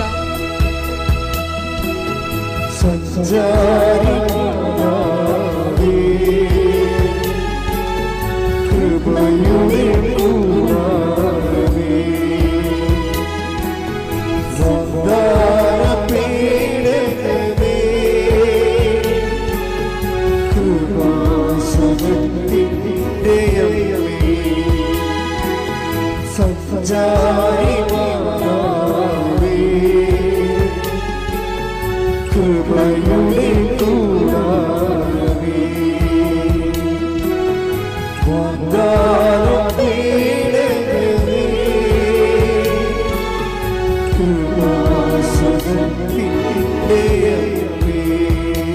ഇപ്പോഴേ കിട്ടിയിരിക്കുന്ന പുതിയ വെളിപാടില്ലേ, എന്താ സംഭവം? മറിയം മഹത്വത്തിൻ്റെ മാധ്യസ്ഥ. ഇന്ന് നാളെ ഞാൻ രാവിലെയും ഈ വിഷയമാണ് സംസാരിക്കുന്നത്. മറിയം മഹത്വത്തിൻ്റെ മാധ്യസ്ഥ. നമ്മൾ ദൈവത്തോട് ചോദിക്കേണ്ടത്, നമ്മുടെ കാലാവസ്ഥ അനുകൂലമായാലും ജീവിത കാലാവസ്ഥ പ്രതികൂലമായാലും നമ്മൾ വിജയിച്ചാലും തോറ്റാലും ദൈവത്തോട് നമ്മൾ പറയണത് എന്താണ്? അങ്ങയുടെ നാമത്തെ മഹത്വപ്പെടുത്തണമേ. മനസ്സിലായില്ലേ? അപ്പോഴെന്താണ് ഈ കനായിലെ കല്യാണത്തിൽ ദൈവം ആ പ്രാർത്ഥന ഏറ്റെടുക്കാൻ കാരണം എന്താണ്? മാതാവിൻ്റെ പ്രാർത്ഥനയാണ്. മാതാവ് എന്താ പ്രാർത്ഥിച്ചത്? അവർക്ക് വീഞ്ഞില്ലെന്ന് പറഞ്ഞതല്ല, എനിക്ക് നിനക്ക് എൻ്റെ സമയം ഇനി സമാഗതമായിട്ടില്ലല്ലോ എന്ന് പറഞ്ഞപ്പോഴേ പെട്ടെന്നൊരു സൈലൻസ് അവിടെ ഉണ്ട്, ഒരു ഗ്യാപ്പുണ്ട്. ആ ഗ്യാപ്പിൽ മറിയത്തിൻ്റെ പ്രാർത്ഥനയാണ്. എന്താണ്? ഇത് നടക്കത്തില്ലെന്ന് മനസ്സിലായില്ലേ? ഇത് എനിക്ക് നിനക്ക് എൻ്റെ സമയം ഇനി സമാഗതമായിട്ടില്ലല്ലോ എന്ന് പറഞ്ഞപ്പോഴേ സമയം സമാഗതമാകാൻ വേണ്ടി അമ്മയുടെ പ്രാർത്ഥനയുണ്ട്. എന്താണ്? അപ്പാ അങ്ങയുടെ പുത്രൻ്റെ നാമത്തെ മഹത്വപ്പെടുത്തണമേ. അപ്പോൾ അങ്ങനെ പ്രാർത്ഥിക്കുമ്പോൾ പെട്ടെന്നാണ് സമയം ചുരുക്കണത്. എന്താണ്? അത് 12:28 ഫോർമുല അനുസരിച്ചുകൊണ്ട് ഉടനെ സമയം ചുരുക്കും. എന്താണ്? ഇതാ ഞാൻ മഹത്വപ്പെടുത്തിയിരിക്കുന്നു, ഇനിയും മഹത്വപ്പെടുത്തും. അതുകൊണ്ടാണ് യോഹന്നാൻ പറയണത് യേശുവിൻ്റെ മഹത്വം ശ്രുതികട ഹല്ലേലൂയ, ആദ്യ അടയാളമാണെന്ന് പറയത്തില്ല. ശ്രുതികട ഹല്ലേലൂയ. യോഹന്നാൻ 2:11 യേശു തന്റെ മഹത്വം വെളിപ്പെടുത്തുന്നതിന് പ്രവർത്തിച്ച അടയാളങ്ങളുടെ ആരംഭമാണ് ഗലീലയിലെ കാനായിൽ ചെയ്ത ഈ അത്ഭുതം. അതായത് ഇത് അമ്മയുടെ പ്രാർത്ഥനയെന്നാണ് ഇത് വരണത്. എനിക്ക് നിനക്ക് എൻ്റെ സമയം ഇനി സമാഗതമല്ലെന്നുള്ളത് ശാശ്വതമായ സത്യമാണ്. ആകാത്ത സമയം ആക്കിയെടുക്കുന്നതിന് വേണ്ടി അമ്മ ഉപയോഗിച്ച ഫോർമുല എന്താണ്? അപ്പാ അങ്ങയുടെ നാമത്തെ മഹത്വപ്പെടുത്തണമേ, അങ്ങേ പുത്രൻ്റെ നാമത്തെ മഹത്വപ്പെടുത്തണമേ. അപ്പം പെട്ടെന്നാണ് ഉത്തരം. എന്താണ്? ഞാൻ മഹത്വപ്പെടുത്തിയിരിക്കുന്നു, ഇനിയും മഹത്വപ്പെടുത്തും. അതാണ് പറയണത്. അത് ഒന്നിന് വായിച്ച് ആദ്യത്തെ അടയാളം എന്നാണ്. അപ്പൊ ഇനിയും മഹത്വപ്പെടുത്തുന്ന അണ്ടർസ്റ്റുഡാണ് എൻ്റെ അകത്ത്. വായിച്ച് യേശു തന്റെ മഹത്വം വെളിപ്പെടുത്തുന്നതിന് പ്രവർത്തിച്ച അടയാളങ്ങളുടെ ആരംഭമാണ്. അടയാളങ്ങളുടെ അത് ഇനിയും മഹത്വപ്പെടുന്നില്ലേ? 10:18 ഇതാ ഞാൻ മഹത്വപ്പെടുത്തിയിരിക്കുന്നു, ഇനിയും മഹത്വപ്പെടുത്തും. അപ്പൊ അമ്മയുടെ പ്രാർത്ഥന എന്താണ്? അപ്പാ സമയമായില്ലെന്നാണ് ഈശോ പറയണത്. പക്ഷേ എൻ്റെ എന്ന് ലോകം വിശ്വസിക്കണം അപ്പാ എന്ന് പറഞ്ഞപ്പോഴാണ് ഇതാ ഞാൻ മഹത്വപ്പെടുത്തിയിരിക്കുന്നു, ഇനിയും മഹത്വപ്പെടും. അടയാളങ്ങളുടെ ആരംഭമാണ്. പിന്നെ അടയാളങ്ങളുടെ ഘോഷയാത്രയാണ്. കൈയടിച്ച് ശ്രദ്ധിക്കട്ടെ.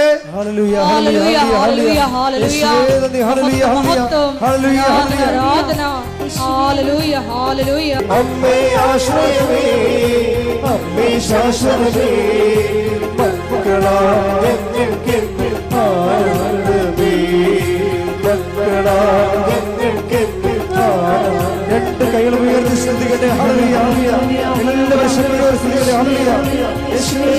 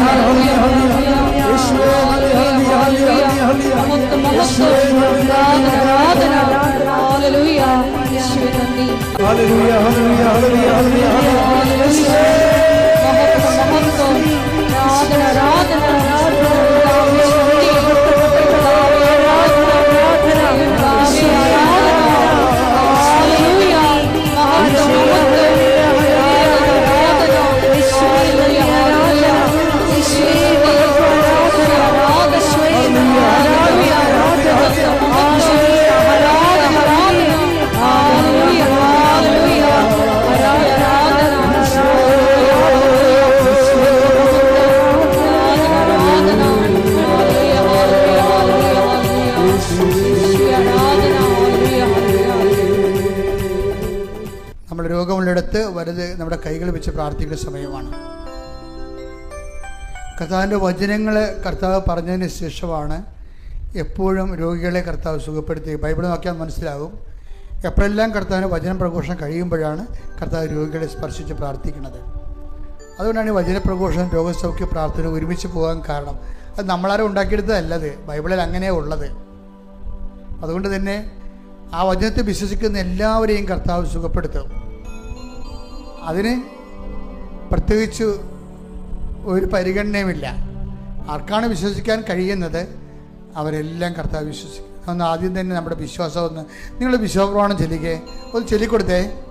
സർവശക്തനായ പിതാവും ആകാശത്തിന്റെയും ഭൂമിയുടെയും സൃഷ്ടാവുമായ ദൈവത്തിൽ ഞാൻ വിശ്വസിക്കുന്നു. അവിടുത്തെ ഏകപുത്രനും ഞങ്ങളുടെ കർത്താവുമായ ഈശോ മിശിഹായിലും ഞാൻ വിശ്വസിക്കുന്നു. ഈ പുത്രൻ പരിശുദ്ധാത്മാവിനാൽ ഗർഭസ്ഥനായി കന്യകാമറിയത്തിൽ നിന്ന് പിറന്ന് പൊന്തിയോസ് പിലാത്തോസിന്റെ കാലത്ത് പീഡകൾ സഹിച്ച് കുരിശിൽ തറയ്ക്കപ്പെട്ട് മരിച്ച് അടക്കപ്പെട്ട് പാതാളങ്ങളിൽ ഇറങ്ങി മനുഷ്യരുടെ ഇടയിൽ നിന്ന് മൂന്നാം നാൾ ഉയർത്ത് സ്വർഗത്തിലേക്ക് എഴുന്നള്ളി സർവശക്തിയുള്ള പിതാവായ ദൈവത്തിന്റെ വലതുഭാഗത്തിരിക്കുന്നു. അവിടെ നിന്ന് ജീവിക്കുന്നവരെയും മരിച്ചവരെയും വിധിക്കുവാൻ വരുമെന്നും ഞാൻ വിശ്വസിക്കുന്നു. പരിശുദ്ധാത്മാവിലും ഞാൻ വിശ്വസിക്കുന്നു. വിശുദ്ധ കത്തോലിക്കാ സഭയിലും പുണ്യവാന്മാരുടെ ഐക്യത്തിലും പാപങ്ങളുടെ മോചനത്തിലും ശരീരത്തിന്റെ ഉയർപ്പിലും നിത്യമായ ജീവിതത്തിലും ഞാൻ വിശ്വസിക്കുന്നു. ആമേൻ.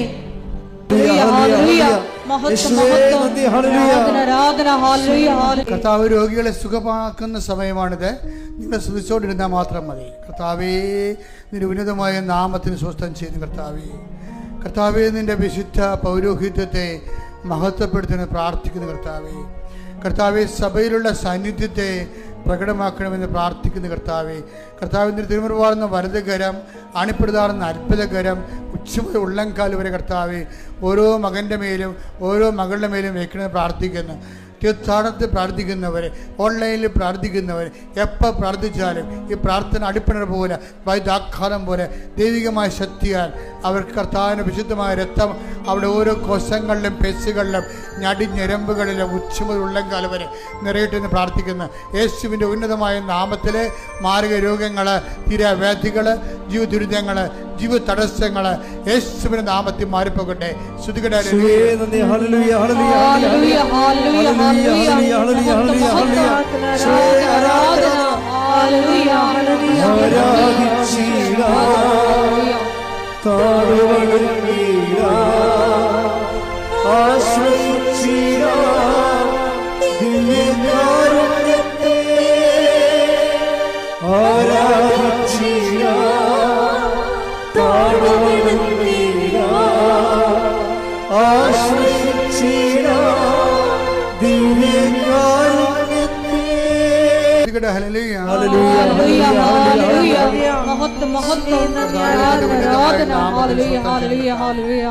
കർത്താവിന്റെ ഉന്നതമായ നാമത്തിന് സ്വസ്ഥം ചെയ്ത് കർത്താവേ, തൈറോയിഡിന്റെ അസുഖങ്ങളുടെ സമയത്ത് പ്രാർത്ഥിക്കും. ജനങ്ങളെ മാത്രം ശ്രദ്ധിക്കട്ടെ. കർത്താവിന്റെ തിരുമുറുവാർന്ന വലതുകരം, അണിപ്രതാർന്ന അത്ഭുതകരം കർത്താവെ തൈറോയിഡ് രോഗികളെ സ്പർശിക്കണ പ്രാർത്ഥിക്കുന്നു. ശ്വാസകോശ രോഗികളെ സ്പർശിക്കണ പ്രാർത്ഥിക്കുന്നു. കരൾ രോഗികളെ, ഹൃദയാഘാതമുള്ളവര്, ഹൃദയത്തിൻ്റെ ബ്ലോക്കുകളുള്ളവർ, സ്പോണ്ടിലോസിൻ്റെ അസുഖങ്ങളുള്ളവർ, സ്പൈനിൻ്റെ അസുഖമുള്ളവർ കർത്താവിനെ സ്പർശിക്കട്ടെ എന്ന് പ്രാർത്ഥിക്കും. ഉച്ച മുതൽ ഉള്ളംകാലം വരെ കർത്താവ് എല്ലാ കോശങ്ങളും, പെസുകൾ, ഞരമ്പുകൾ, സിസ്റ്റുള്ളവർ കർത്താവ്, ത്വക്ക് രോഗികൾ, വിശപ്പ് രോഗികൾ, സോറിയാസിസ് രോഗികൾ യേശുവിൻ്റെ നാമത്തിൽ നീർക്കെട്ടലുള്ളവർ കർത്താവിൻ്റെ നാമം സൗഖ്യപ്പെടട്ടെ. ഗർഭാശയ രോഗികൾ, ആമാശയ രോഗികൾ, മക്കളില്ലാത്തവർ, കർത്താവ് മുഴകളുള്ള ശരീരത്തിൽ മുഴകളുള്ളവർ കർത്താവിൻ്റെ നാമത്തിൽ, അസ്ഥി ദ്രവിക്കുന്നവർ, അസ്ഥി വളഞ്ഞവർ യേശുവിൻ്റെ നാമത്തിൽ 39 വർഷം അർപ്പിച്ച കൃപാനയുടെ യോഗ്യതയാൽ കൃപാസ്ഥാനത്താറെ ജീവനോടെ പ്രത്യക്ഷപ്പെട്ട പരിശുദ്ധ അമ്മയുടെ മാധ്യസ്ഥത്തിൽ മാരക രോഗങ്ങള് തീരവേദികള് ഈ നിമിഷം അമ്മമാർ പ്രത്യക്ഷപ്പെട്ട ഈ അൾത്താരയിൽ ജടിച്ചു നിൽക്കുന്ന ദൈവത്തിന് മഹത്വമാകുന്ന പരിശുദ്ധ കുർബാനയുടെ നാമത്തിൽ പ്രാർത്ഥിക്കുന്ന രോഗങ്ങളെ യേശുവിന്റെ നാമത്തില് മാറിപ്പോകട്ടെ. കർത്താവിന് ശക്തി കൊടുക്കട്ടെ. കർത്താവിന് അസ്ഥിക്കുഴകള്, നാടിഞ്ഞരമ്പുകള്, ശ്വാസകോശങ്ങള്, ലിഗമെന്റ് പൊട്ടിയ അവസ്ഥകള്, അകപ്പെട്ട റാടുകള് എല്ലാം കർത്താവേ വിട്ടുമാറട്ടെ. യേശുവിന്റെ നാമത്തില് സൗഖ്യം പ്രാപിക്കട്ടെ.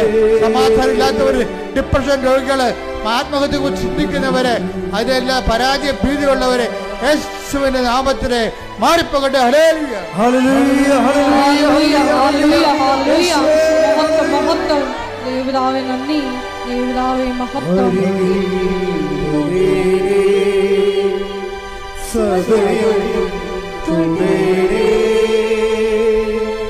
സുഖമായി എൻ്റെ ഉള്ളം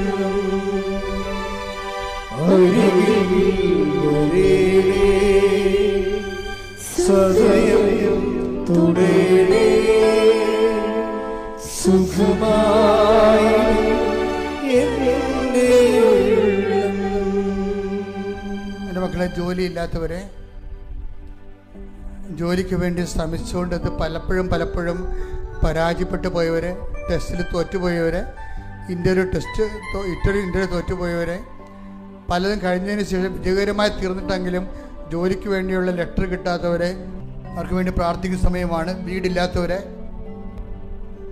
വഴിയില്ലാത്തവർ, വിദ്യാഭ്യാസ രേഖകൾ വിത്തുകളുടെ പോയവരെ,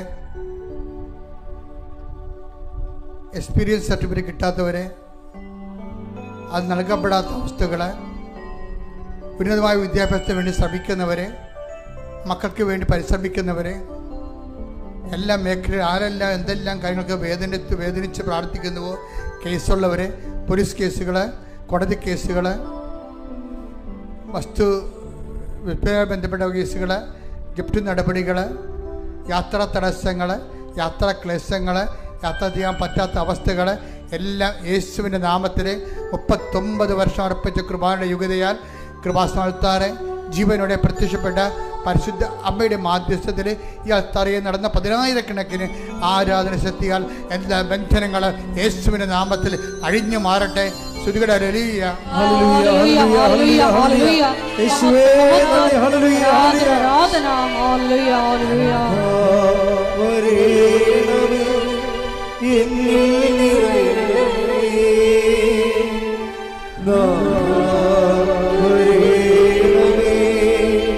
സൗഖ്യം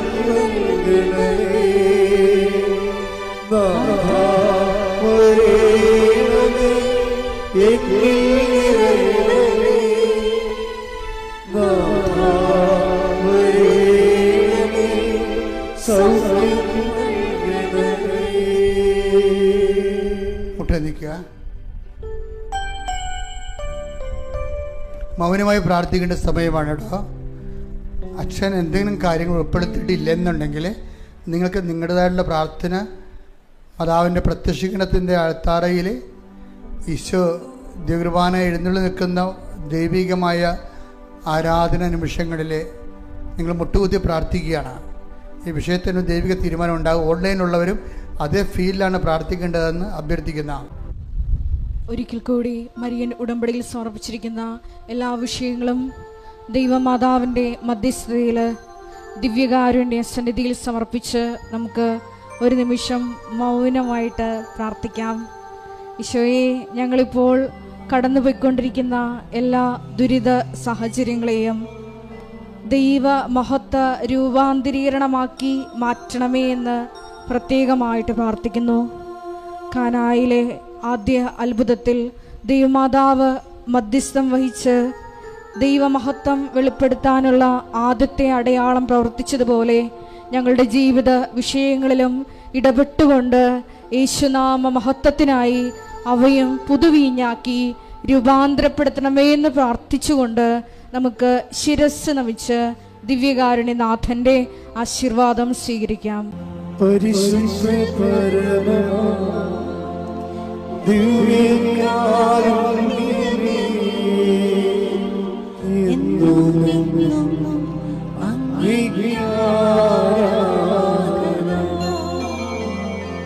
പരിശുദ്ധ പരമ ദിവ്യകാരുണ്യമേ, എന്നുമെന്നും